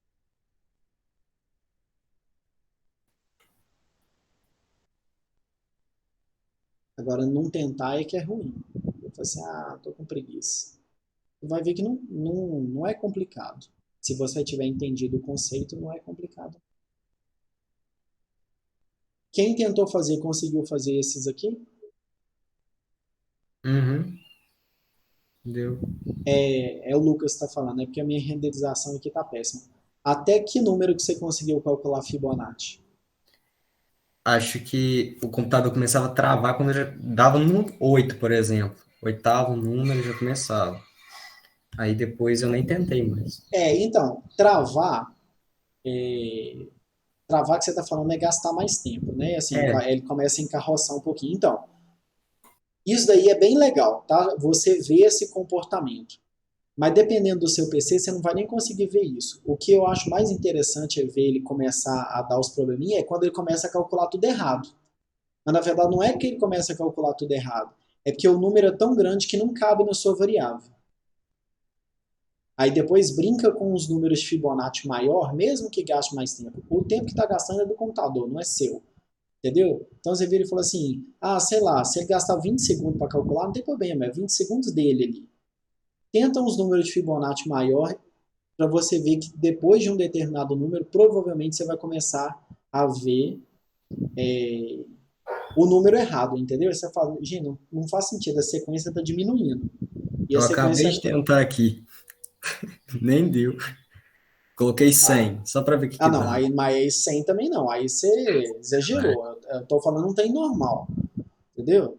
Se não me engano, a minha implementação eu consigo rodar até 14, mas eu não tô certo disso, não. É um número que eu tenho aqui na minha cabeça e não sei porquê, mas eu acho que eu testei a minha e ela funcionava até 14. No meu deu Não, 100 é 18. brincadeira. Você testar com 100, o negócio não tá dando nem com 8 você jogar 100. Aqui, eu tentei que agora com 32 deu. Deu um número esquisitaço, nem sei se está certo. Então, mas aí ele já entrou no caso de que ele tá fazendo errado. O ideal é você ver a sequência, entendeu? Então, por exemplo, assim, você foi lá e jogou 12. Beleza. Aí jogou 13, beleza. Aí você jogou 14, beleza. Na hora que você joga 15, aí você vê que o número diminuiu. Aí você fala, ué, não pode diminuir, porque só soma. E aí você vai ver que não coube no seu variável. Tá? Então isso aqui que é interessante do exercício 13. Não só ver ele gastar mais tempo, como ver ele começar a errar as contas, tá? Isso é bem legal. Principalmente para quem sabe, sai fazendo os exercícios escrevendo int para tudo quanto é lugar. Acha que a variável int é mato. Então, todo lugar é int. Int, int, int, int, int. E aí, esse cara que faz tudo com int é o primeiro que vai ver dando pau. A solução que eu fiz, eu usei um long, eu tenho quase certeza. Quer ver? Vamos ver aqui. Fibonacci, elemento máximo. Esse não, eu fiz do Fibonacci. É porque isso aqui ele vai estourar antes, tá? Vai estourar antes por conta da memória. Esse aqui é porque eu tô misturando as coisas. Seguinte, esse aqui ele vai estourar por conta da memória, tá? E esse aqui, ó, alguém lembra quando que eu pedi o Fibonacci? Aula 9, deixa eu ver. Alguém lembra aí que aula que eu pedi o Fibonacci? Acho que foi nessas que a gente usava do while. Eu acho que foi na 6. Na 6, deixa eu dar uma olhada. Maior. Aqui, ó, Fibonacci. Aí, o que vai acontecer? Esse cara aqui, ó, quando você usa um número que é pequenininho, usar só inteiro, aí ele já erra logo no início. Esse daqui, ó, que é o que eu coloquei da aula 15, cadê? Que é recursivo, cadê ele? Fibonacci. Esse cara aqui, ó. Isso aqui, ele morre antes de conseguir fazer o cálculo certo, tá? Por causa da explosão da pilha. É bem legal. Então, aqui nem faz muita diferença se é inteiro, se é longo, se não é. O negócio morre antes disso. É legal isso aqui. Cada um aqui tá testando uma coisa diferente. Deixa eu ver qual mais aqui que eu tinha comentado que era legal.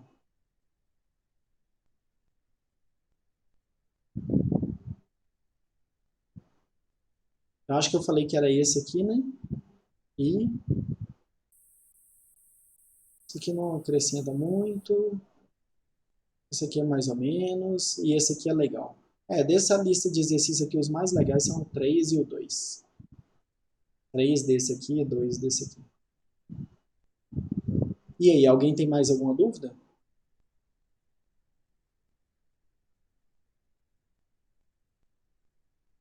Só uma pergunta para vocês. Já que ninguém está com dúvida, então eu vou gerar a dúvida.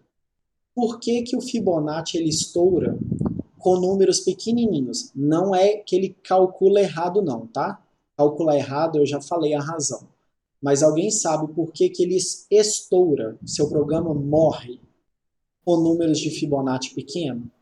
Eu acho que porque você tem que ficar buscando dois números atrás para você somar, né? Só que assim, para você, vamos supor, Fibonacci 5, você tem que pegar o de 4 e o de 3. Só que para você achar o de 3, por exemplo, você tem que pegar o de 2 e o de 1. Aí vai só virando um negócio grandão e não dá. E aí, o que tá mais junto com isso daí? É que isso daí ele vira uma pilha, tá? Então vamos supor, se você chegar e colocar Fibonacci, vou fazer com os números aqui, mas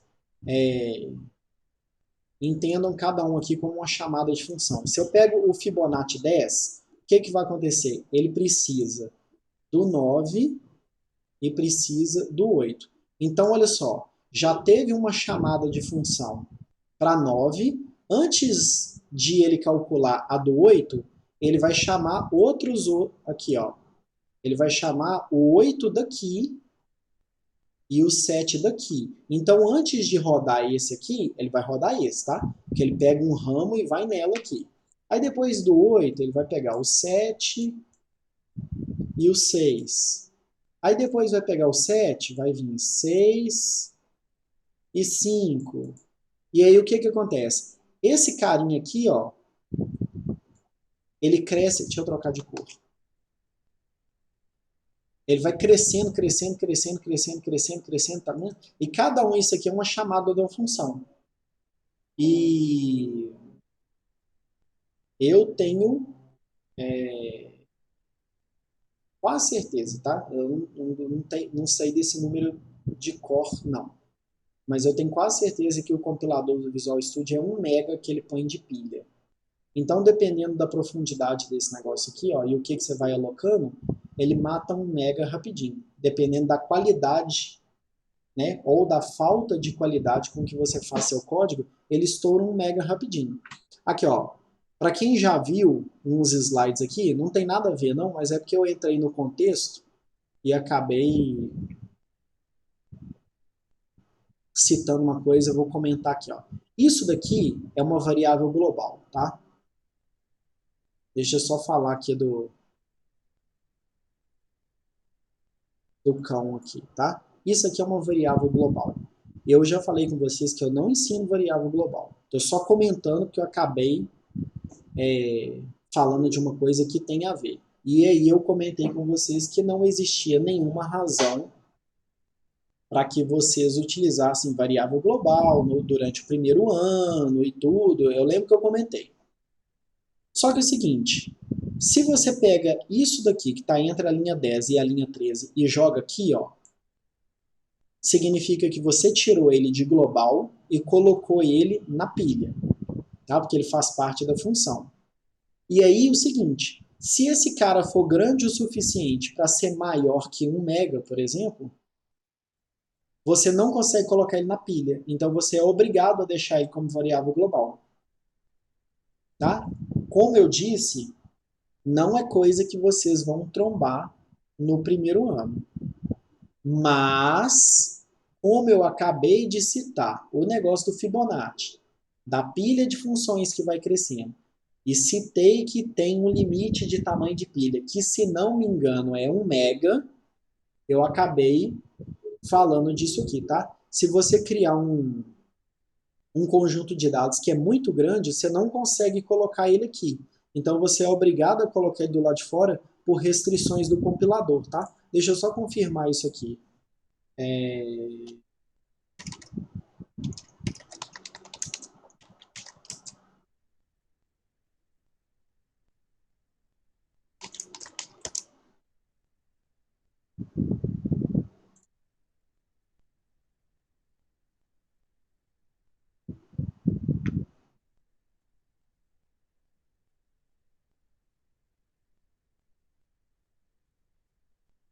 Aqui, ó. O cara tá falando que se quiser mudar para 4 MB é só você vir aqui, mas eu não sei se fala o valor padrão, não. Deixa eu ver aqui.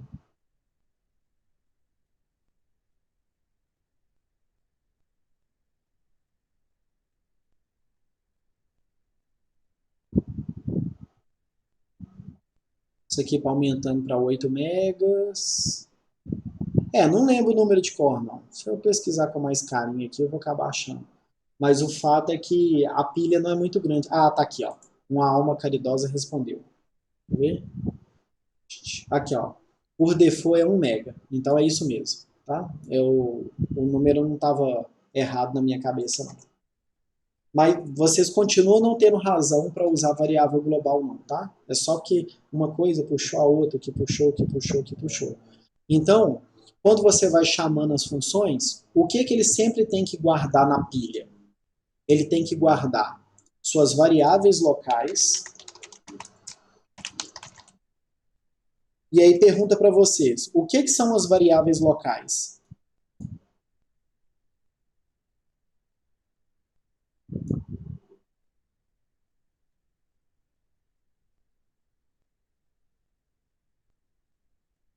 Tá perguntando pra gente, professor? Sim, perguntando para vocês. Que eu estou falando que cada vez que você chama uma função, ele tem que guardar na pilha as variáveis locais. Aí eu estou perguntando, o que são as variáveis locais? São que você escreve no link? Ele, naquela parte do código, seja num procedimento, ou num loop, alguma coisa assim. Então, mas ela é composta de duas coisas. Quais que são as duas coisas? Parâmetro. Isso. Vou abrir uma minha aqui para ajudar vocês a responder. Aqui, ó. Nesse contexto que eu estou aqui, ó. Quais que são as variáveis locais? Int i, float média. Acho que são essas aí. Aí as outras são parâmetro. Que você usa. Então, mas o parâmetro é variável local também. Ah, tá. Tá? Então é o seguinte, cada vez que você chama uma função, ele tem que guardar espaço para as variáveis locais. O que, que são as variáveis locais? Os parâmetros, então são esses dois, e mais as variáveis que você declarou no corpo da função. Então são essas. Então imagina, tá? Que o seu Fibonacci, cada chamada de função gasta 10 bytes. Então se você empilhar 1000, ele gasta 10.000 bytes, tá? Só de variável local, tá bom? Porque ele tem que ir guardando as cópias, cópias, cópias, cópias. E além disso, além das variáveis locais, ele também tem que guardar o endereço de retorno, tá? Porque além de guardar o endereço de retorno, ele tem que, além de ir para a função, ele tem que saber voltar, né? Então, para saber voltar da função, ele tem que voltar para esse endereço. E, além disso, ele também tem o retorno da função. O valor de retorno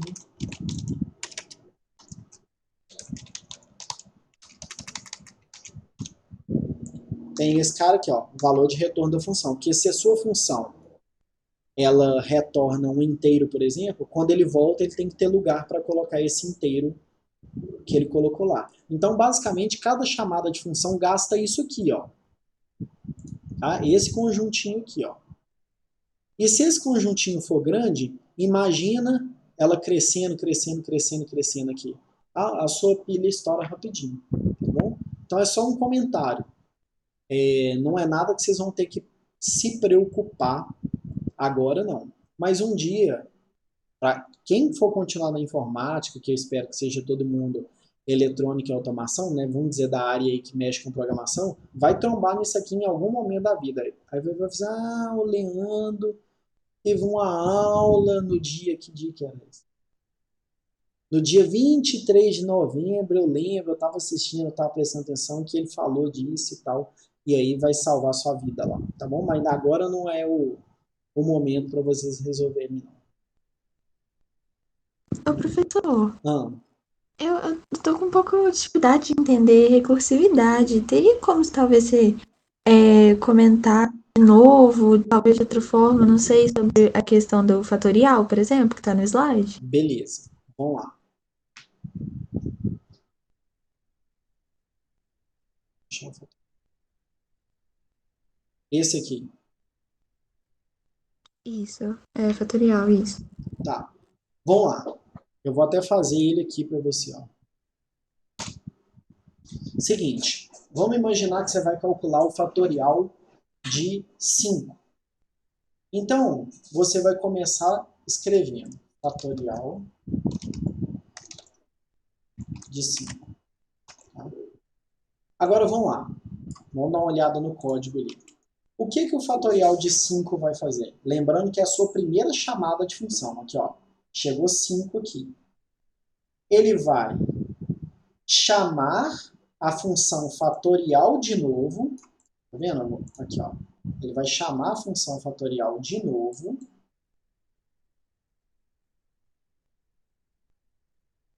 E quando ela voltar, ela vai pegar o resultado do fatorial que ela chamou e multiplicar com 5. Lembra que a gente começou com 5. Então, olha só. Vamos lá, gente. Primeira chamada de função. Ele vai retornar o fatorial de 5. Só que na hora que ele entra no fatorial de 5, ele chama o fatorial de 4. Então, você vai ter o seguinte. Fatorial de 5 é igual a 5, porque é o n aqui, ó, vendo? Vezes fatorial de n menos 1. Fatorial de n menos 1, que é 4. Então, isso... O parâmetro daquela função deixaria, tipo, de ser o n, que é 5, e viraria n menos 1, que viraria 4. Isso. Na verdade, o parâmetro é o n. O argumento dela, que é o valor que vai ser passado para ela, é que troca. Aí o que acontece? Você está aqui no fatorial do 5. Só que para resolver o fatorial do 5, você não tem que resolver o fatorial do 4? Certo. Aí o fatorial do 4, o que ele faz? ele vai fazer 4 vezes fatorial de 3. Então, esse carinha aqui, ó, ele é substituído por esse aqui. O fatorial de 3 vai virar 3 vezes fatorial de 2. Então, esse carinha aqui vira esse. Aí eu vou fazer os pontos de volta aqui, tá? O fatorial de 2 vira 2 vezes fatorial de 1.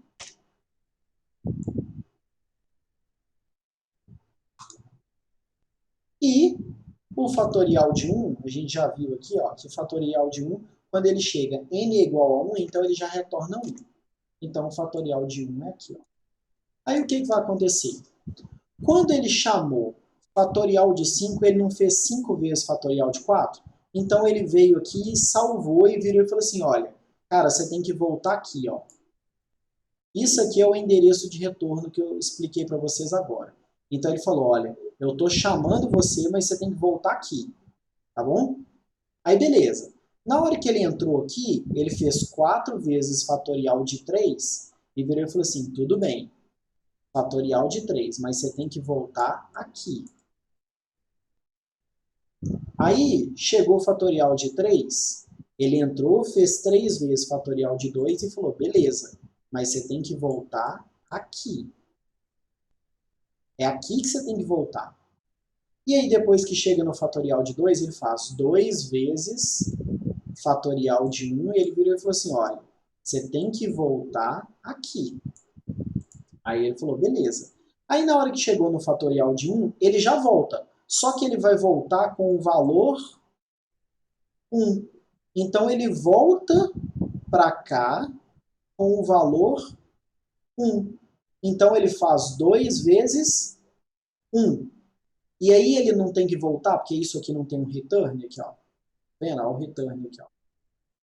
Aí quando ele volta, ele vai voltar com 2 vezes 1, que é 2. Então... Que é o resultado fatorial de 2. Isso, então esse resultado aqui, ó, vem parar aqui. Aí ele vai fazer 3 vezes 2, 6. Aí ele vai pegar o resultado disso aqui e vai voltar com ele aqui, porque ele tem que voltar nesse ponto. Aí ele vai pegar aqui o fatorial de 3, que é 6, e vai fazer 6 vezes 4, 24. E vai voltar com ele aqui. Então, na hora que ele voltou aqui, ele voltou com o valor 24. Aqui era 24, aqui era 6, aqui era 2 e aqui era 1.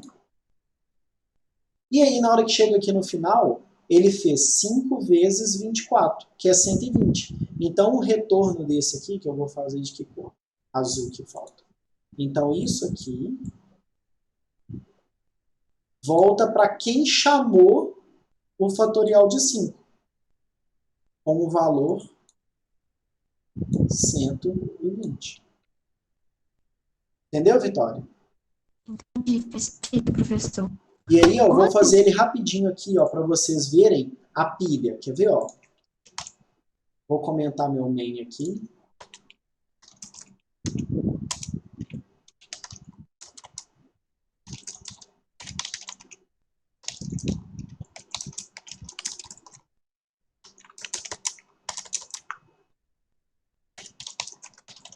Só para mostrar a pilha para vocês, tá? Aí é int fatorial, int n, if n igual a um return 1, ou então é return de n vezes fatorial de n menos 1. Tá fazendo aqui rapidinho para vocês verem. E aí eu vou mandar calcular o fatorial de 5. Fatorial de 5. Tá? Não vou guardar em nenhum lugar não, é só para mostrar para vocês. Então vou mandar executar. Vou mandar entrar aqui. Dê uma olhada aqui, ó. Olha só. Isso aqui, call stack, é a pilha de chamada das funções. Então, olha só. Ele começou no meu main, aqui, ó. Antes era uma chamada externa. Então, ele começou no main. Aí, depois, ele entrou aqui, ó. Que é onde ele tá. Tá vendo? Ó. Aí, não é o caso. Agora, olha para onde que ele vai. Ele voltou para cá. Porém, acrescentou mais um cara na pilha, tá vendo? Essa primeira chamada para voltar na linha 440, mas essa que eu tô tá na 438. Aí vamos lá. Ó, tá vendo? Voltou aqui de novo.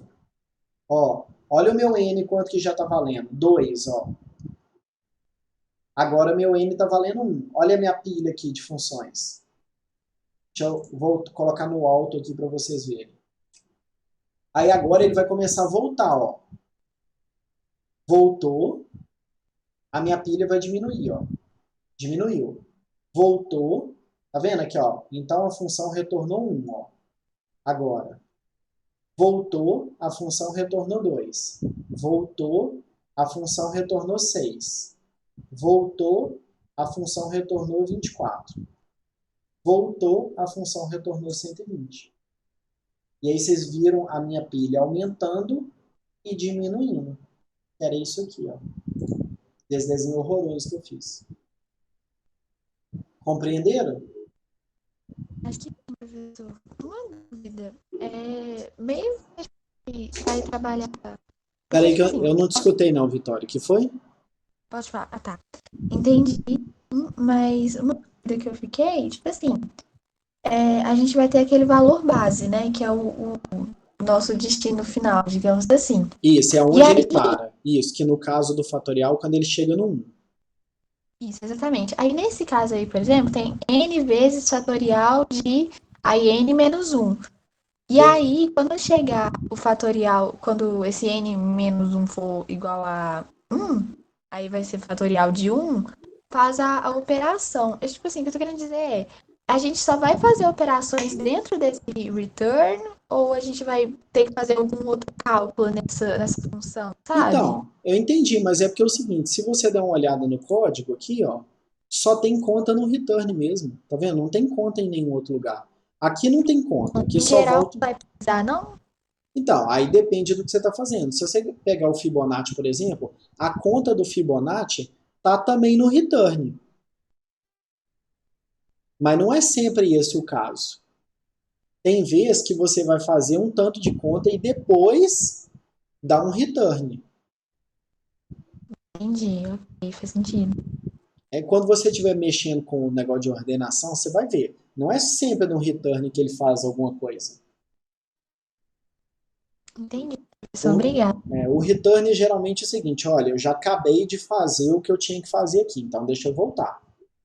Então ele volta com aquilo que ele já produziu até o momento. Agora, o que ele produziu até o momento não necessariamente está ali naquele ponto do return. Pode ter conta mais para cima. No caso desse aqui, ó, se você pegar esse exercício, quer ver? Ó? Esse aqui da soma dos elementos, você tem que ir incrementando o ponteiro, né? Ou dependendo da forma que você fez, você tem que ir incrementando o número do índice. Nem sei como que eu resolvi isso aqui, já tem tanto tempo, deixa eu ver como é que eu fiz. Nessa atividade de recursividade, a gente não tem por que usar arquivo, não, né? Ou tem? Não tem não? Oi? Não tem solução de recursividade, não? Tem aqui, ó. Deve ter, professor. Aqui, ó, elemento máximo, deixa eu ver como é que eu fiz. Aí eu vou trocando a posição. Eu sempre ando e pego a próxima posição do vetor aqui, ó. É porque a próxima posição do vetor é sempre a posição 1, né? Só que como eu vou andando, é isso aqui mesmo. Dependendo da forma que você fizer, você não vai mudar isso aqui. Você vai passar um outro parâmetro aqui falando qual que é o início, por exemplo. Então depende de como que você resolve. Mas aqui, ó, vários deles tem continha aqui, ó. antes de ter o return propriamente dito. Vamos pegar. Ó, esse aqui, as contas quase tudo está sendo feita no return, né? Mas não é o caso. Esse exercício 2 calcula um tanto de coisa. Isso, que é esse aqui. Aí depois tem o Fibonacci. Eu acho que inclusive que meu Fibonacci está errado. Eu não sei se o Fibonacci é 1 e 2, ou se é 0 e 1. Eu realmente não lembro. Deixa eu ver aqui.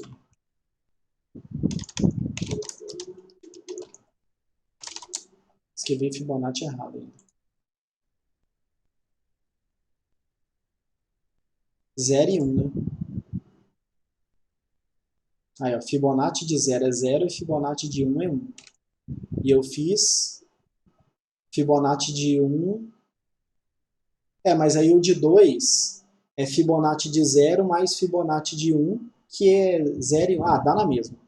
Implementei errado, mas o resultado é o mesmo. Né? Porque Fibonacci de 2 é Fibonacci de 1, que é 1, e Fibonacci de 0 é 0. Então, 1 mais 0 dá 1. Então, deu na mesma. Fiz errado, mas deu na mesma.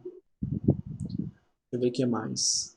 Esse de número de dígitos aqui também não tem muita continha. Ah, esse aqui brinca com vetor, esse é legal também. E esse aqui é qual? Ah, que busca por um determinado elemento. Legal esse aqui também. Vamos lá. Pode usar a variável static para essa do elemento máximo? Cadê? Qual que é do elemento máximo? Eu tenho até que tomar cuidado com essa resposta que eu vou dar para você, que eu tenho que ver se eu fiz isso aqui. Eu não sei de onde que você tirou esse static, não, se você sabe o que isso significa. Mas vamos lá, deixa eu ver aqui. Fala para mim o número do exercício. Porque se eu fiz, eu tenho que corrigir isso aqui urgentemente. Questão 2 da aula 15. Deixa eu ver aqui.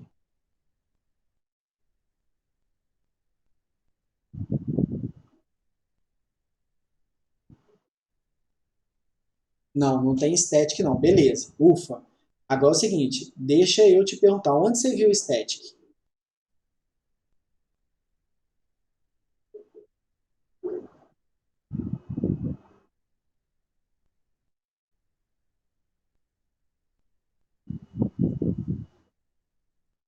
Tá, beleza. Seguinte, vamos lá. Muito cuidado com static, tá? Deixa eu explicar para a galera aqui, porque eles não fizeram a pesquisa que você fez. Quando você usa uma variável static, gente, é o seguinte, é uma variável que ela é inicializada apenas uma vez. Então, deixa eu dar um exemplo aqui.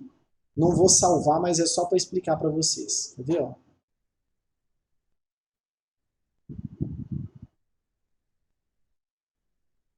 Sei lá, faz de conta que é essa variável aqui. Tá?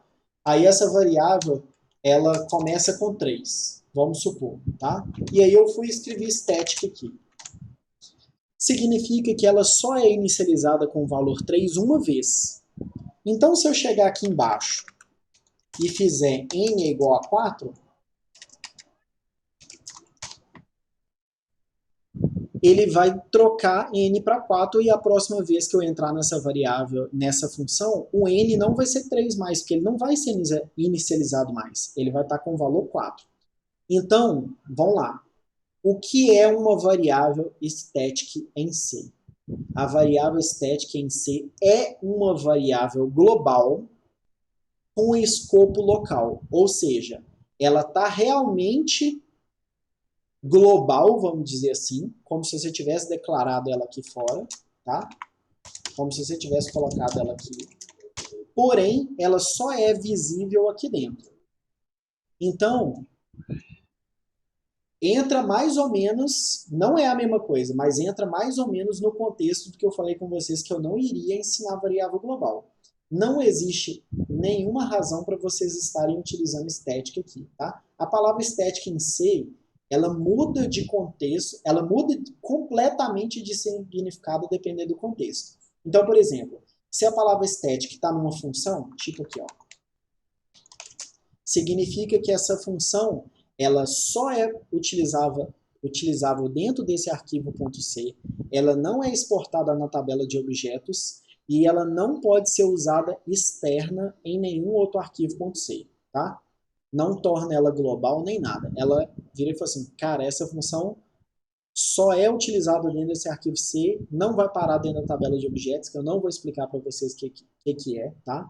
Então, assim, não pode, tá? Não pode ser usado fora daqui. Se eu utilizar a palavra static dentro dessa variável aqui, significa que ela é uma variável global, mas que só é visível aqui dentro desse contexto, tá? Então, assim, dependendo do lugar que você coloca o static, se ele é combinado com a palavra const, por exemplo, ele vai parar dentro da parte de segmento de código do seu programa, não da parte de segmento de dados. Então, o static, o contexto dele muda completamente o comportamento, tá? Então, não existe razões para vocês usarem o static, não. Eu não sei onde você viu, Thales, e qual era a razão para o cara estar usando o static. Mas eu posso garantir para vocês, aqui durante o primeiro ano, não tem nada que vocês irão fazer que você vai precisar de algo static, não, tá bom?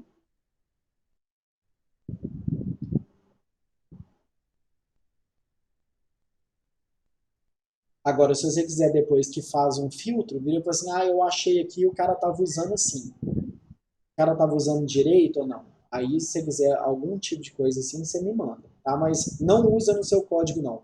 Por isso que eu te perguntei para ver se não tinha aparecido aqui em alguma solução minha, porque não poderia estar em nenhuma solução minha de jeito nenhum.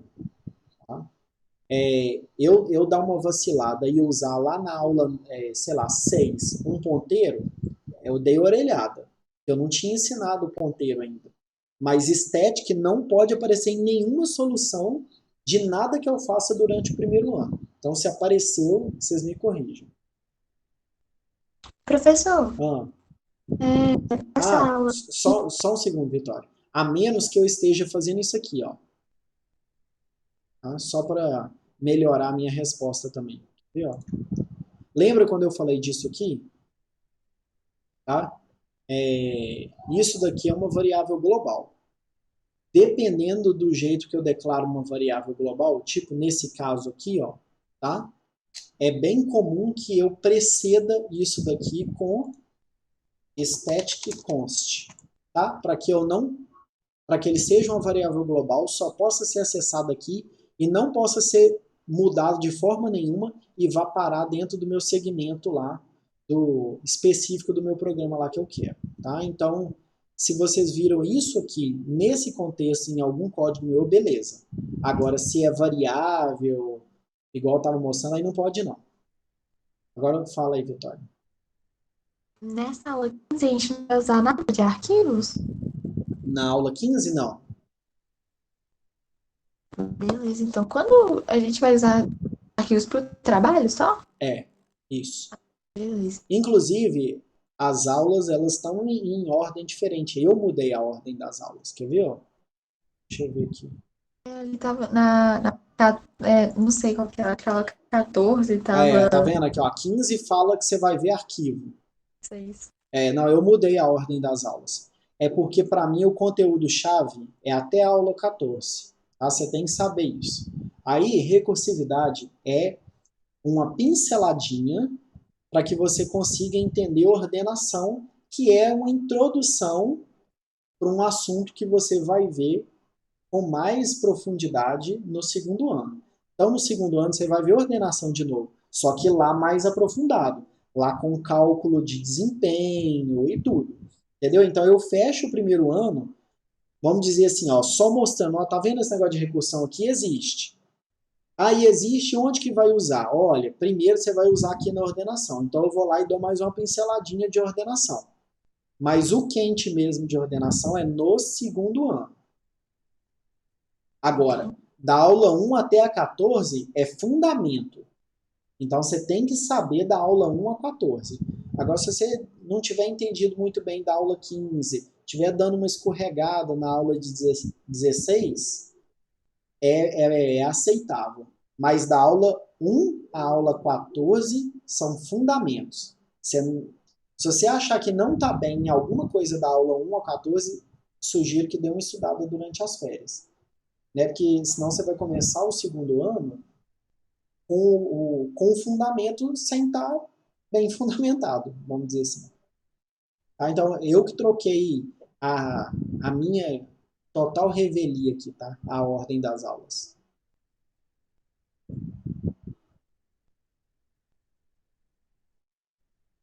Você acha que, tipo assim, quando a gente terminar o primeiro ano, a gente já vai ter feito, visto pelo menos assim, a maior parte assim, do básico de programação? Não, o básico de programação, de introdução ao C e tudo, é isso daqui do primeiro ano. Não tem mais, não, tá?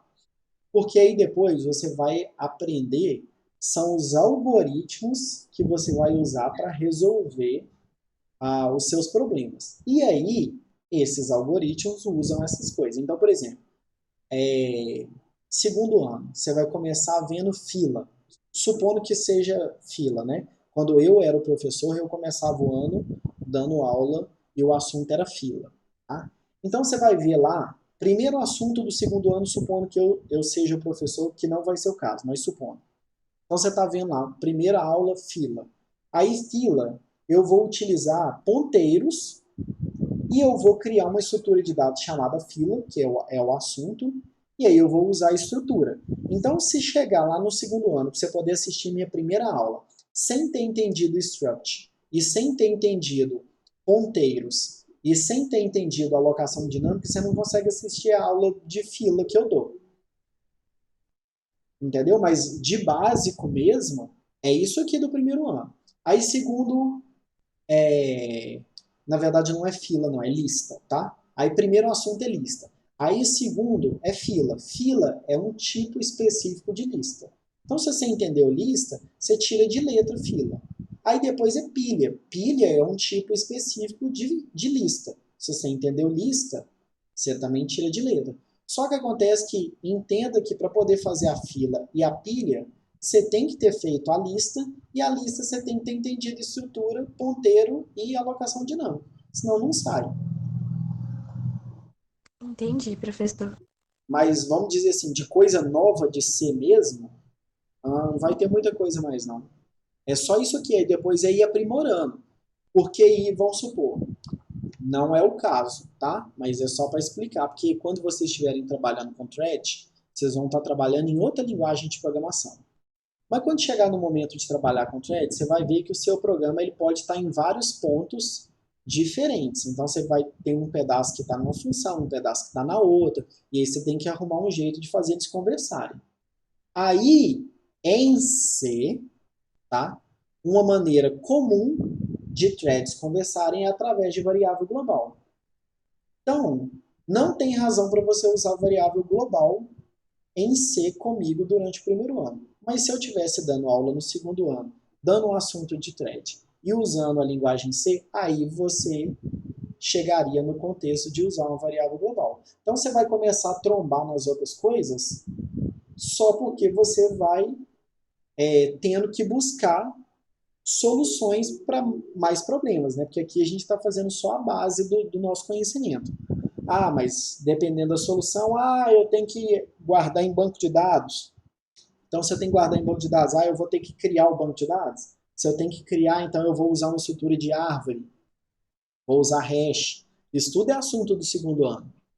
Então, segundo ano é usar as coisas do primeiro. Não tem nada disso, não. Não é muita coisa a mais de aprendizado de programação, não. Vai ser mais aprendizado de algoritmos. Ok, professor, entendi. Obrigada. E aí, gente, alguém tem mais alguma dúvida?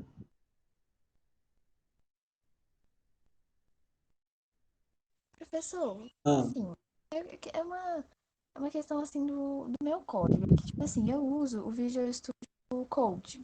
ah, E aí, os meus códigos, às vezes, lá atrás mesmo, antes, sem ser, às vezes antes mesmo de arquivos, às vezes dava problema. Tipo assim, o meu código rodava direitinho, só que eu pedia pra alguém que usava o Comino ele rodar, e aí dava algum erro, sabe? ah.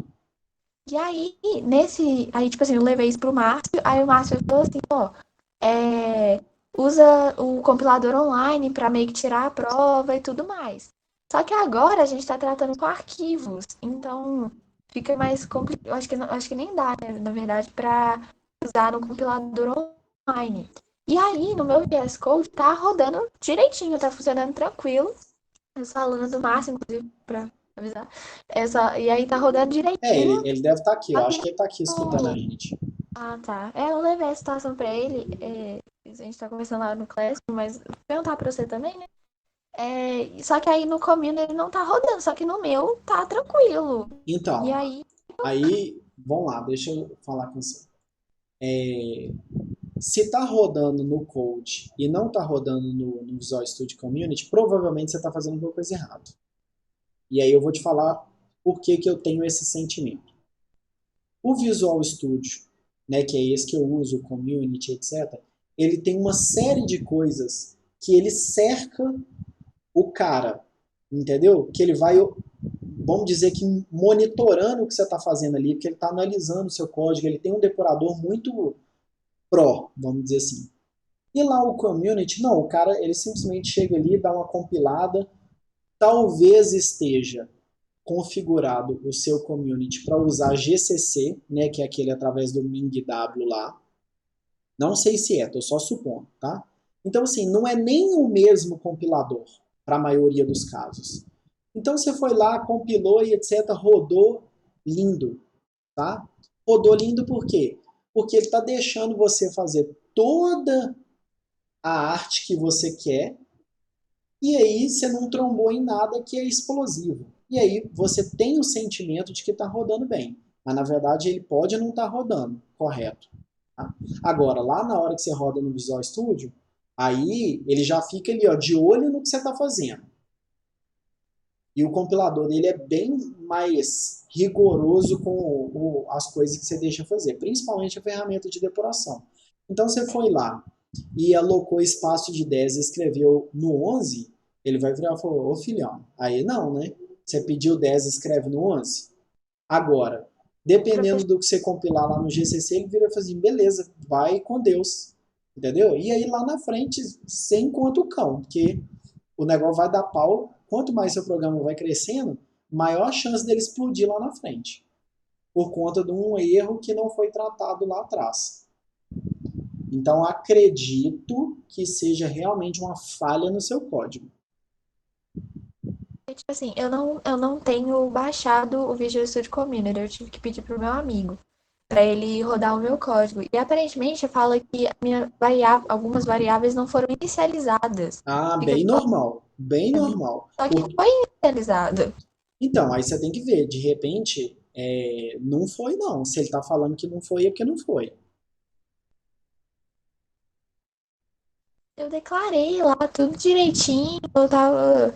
Aqui, ó, vou te dar um exemplo que ele vai achar ruim, tá? Isso aqui ele vai achar ruim, ó.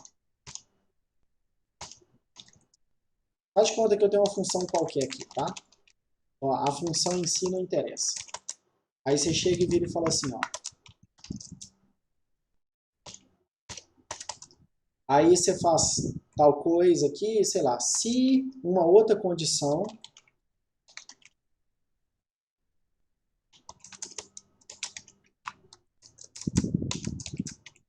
tá? Aí você chega aqui, ó, nesse ponto aqui, ó, da linha 9, e tenta usar a variável n. Aí você vira e fala assim, if n alguma coisa, tá? Por exemplo, sei lá, n igual a 5.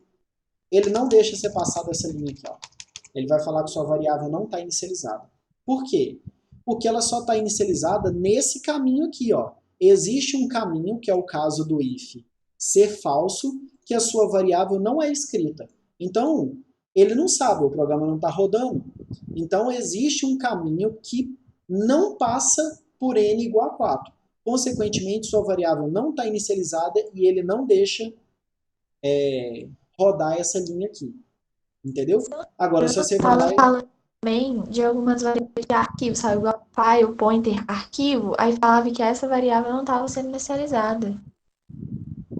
Ah, tá. Aí, provavelmente, ele está querendo que você faça isso aqui, ó.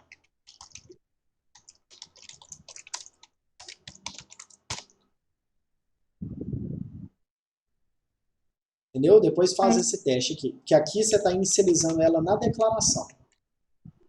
mas se eu fizer isso, quando eu for abrir o arquivo, não vai abrir, vai dar erro, porque aí o arquivo vai ser igual a nulo. Não, o arquivo não vai ser nulo, porque depois você vai escrever nela de novo aqui, ó. Tá vendo? Aqui, se funcionar, ele vai escrever nela aqui, ó. Entendi. Entendeu? Tô tentando. O Visual Studio reclama muito mesmo, tá? De variável não inicializada. O GCC tá nem aí para você. Ah, você esqueceu o negócio, se você não pedir para ele te avisar, né? Que é o padrão não avisar. Ah, ele viu e falou assim, vai com Deus. E aí deixa você usar lixo lá, ele não tá nem aí não. O Visual Studio não deixa não. Entendi, ok, vou dar uma olhada ali, então. Tem mais alguma dica sobre essa questão de inicialização que você sabe?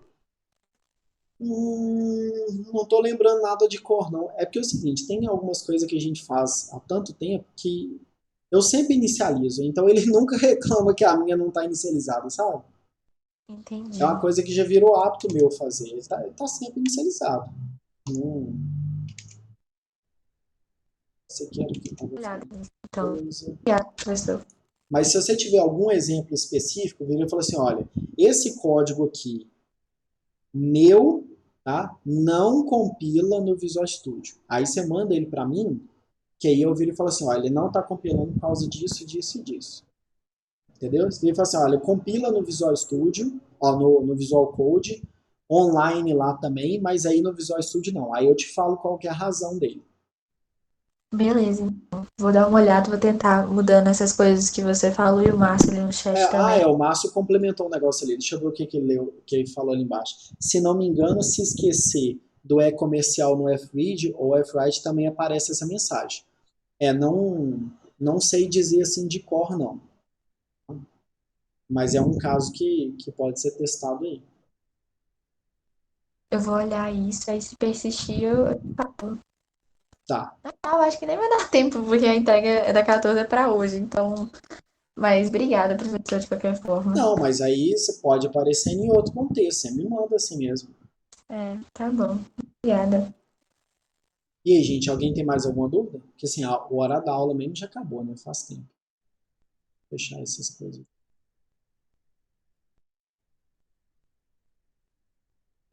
Vou fechar minha arte aqui. Mas, tipo assim, professor, tipo assim, eu uso só o Code, né? E aí, igual eu falei, eu tenho que ficar pedindo para um amigo meu rodar meu código para ver se tá certo. E isso meio que não é muito viável para mim. Será? Eu só consigo usar o Code mesmo, porque Então, o que que código acontece? normal é muito grande. Eu vou te dar a minha opinião. É assim, é mais ou menos a mesma opinião que eu tenho sobre linguagem de descrição de hardware, que não tem nada a ver com a aula aqui, mas é só para exemplificar, tá? O que que acontece? Quando você sabe exatamente o que você está fazendo, as ferramentas elas não te ajudam muito, entendeu? Porque você já sabe o que você está fazendo. Então, se você sabe o que você está fazendo, não tem o que ela ficar te corrigindo. Agora, quando você não sabe exatamente o que você está fazendo, é interessante que você tenha ferramentas melhores para que ele te corrija quando você estiver fazendo coisas erradas. Aí por que eu estou comentando do negócio da linguagem de descrição de hardware, que não sei se vai aparecer em algum momento da sua vida, mas é porque já teve essa discussão lá no Coltec uma vez, quando eu dava aula de ESL e por aí vai. Basicamente, duas linguagens de descrição de hardware que a gente usava nas disciplinas de ESL, VHDL e Verilog. VHDL é parecido com uma outra linguagem chamada e Verilog é parecido com C. Aí fica assim, se você dá aula de C, por que você dá aula usando VHDL e não Verilog? Já que você dá aula de C e gosta de C e tudo. Porque se você não sabe o que você está fazendo, o Verilog deixa você fazer muita arte. Então ele não é uma ferramenta que vai ficar, uma linguagem que vai ficar te cercando. Olha, cara, você está fazendo errado. Entendeu? Lá no VHDL, você é muito verboso, você tem que detalhar tudo que você está fazendo. Então você é obrigado a descrever nos mínimos detalhes tudo que você está fazendo. E aí ele vem e fala assim, opa, filhão, Não faz isso não. Isso não pode. Então fica extremamente verboso, mais ou menos chato de fazer, mas te impede de fazer arte. É a mesma coisa de usar um compilador que não fica verificando com carinho as coisas que você está fazendo. Se ele não está verificando com carinho as coisas que você está fazendo e você está fazendo arte, ele vai deixar você fazer arte. Quando você usa um compilador, uma ferramenta melhor, que olha com carinho, ele vai falar, não, entendeu? Não faz isso. Aí, o que vai acontecendo? À medida que vai passando o tempo, a ferramenta ela fica indiferente para você, porque você não está precisando mais da ajuda dela. Mas no início, é extremamente importante que a gente tenha alguém para ajudar. E no caso aqui, o que é esse alguém para ajudar, que eu sempre sugiro vocês? O Visual Studio, que ele vai lá e fala, não faz isso, olha aqui, entendeu? E o Visual Code não faz. O Visual Code é uma ideia muito bonita, inclusive é uma ideia melhor, um editor de texto. Ele é um editor de texto, inclusive, muito melhor do que o editor de texto do Visual Studio. Isso eu nem comparo. É infinitamente melhor. O Sublime é um editor de texto muito melhor. Só que acontece que no Visual Studio não tem gambiarra, faz isso aqui para funcionar e não sei o que, usa essa ferramenta externa, faz mais não sei o que, entendeu? Ligando aquele monte de pedacinho de pessoas diferentes, pessoas que eu estou falando assim, programas diferentes, né? Para poder fazer seu negócio funcionar. Aqui não, já está tudo integrado. Por isso que eu uso essa ferramenta. Se eu utilizar o Visual Code, provavelmente, né, depois de tanto tempo programando, vai sair mais ou menos o mesmo resultado, porque é mais ou menos indiferente para mim. Mas acho legal vocês usarem uma ferramenta boa no início. Vamos ver o que eu faço, professor. Obrigada. Porque realmente o Visual Studio é um pouco mais, sei lá, dá 12 gigas, uma coisa assim, para Então, baixar. É muito isso. complicado. Ele é muito leve, tá? Eu acho que ele é mais leve que o Visual Code. Então, do ponto de vista de pesar o seu computador, ele não pesa não. Acho que ele é bem mais levinho. Porém, ele gasta muito espaço. Aí já entra o fator HD. Então, se você tem, por exemplo, um SSD, em geral a gente tem um SSD pequenininho, o meu SSD é pequenininho, aí vem fazer, pô, mas eu tenho um SSD 256 aqui, vou colocar 12 só para o Visual Studio? Um negócio pro Leandro, que eu nem gosto tanto dele, entendeu? Aí fica complicado. Eu concordo com você que é melhor o Visual Code, porque ele realmente gasta bastante. Para você ter um mínimo de funcionalidade, ele já gasta muito. Mas eu vou ver o que eu consigo fazer. Mas obrigada, professor. Nada.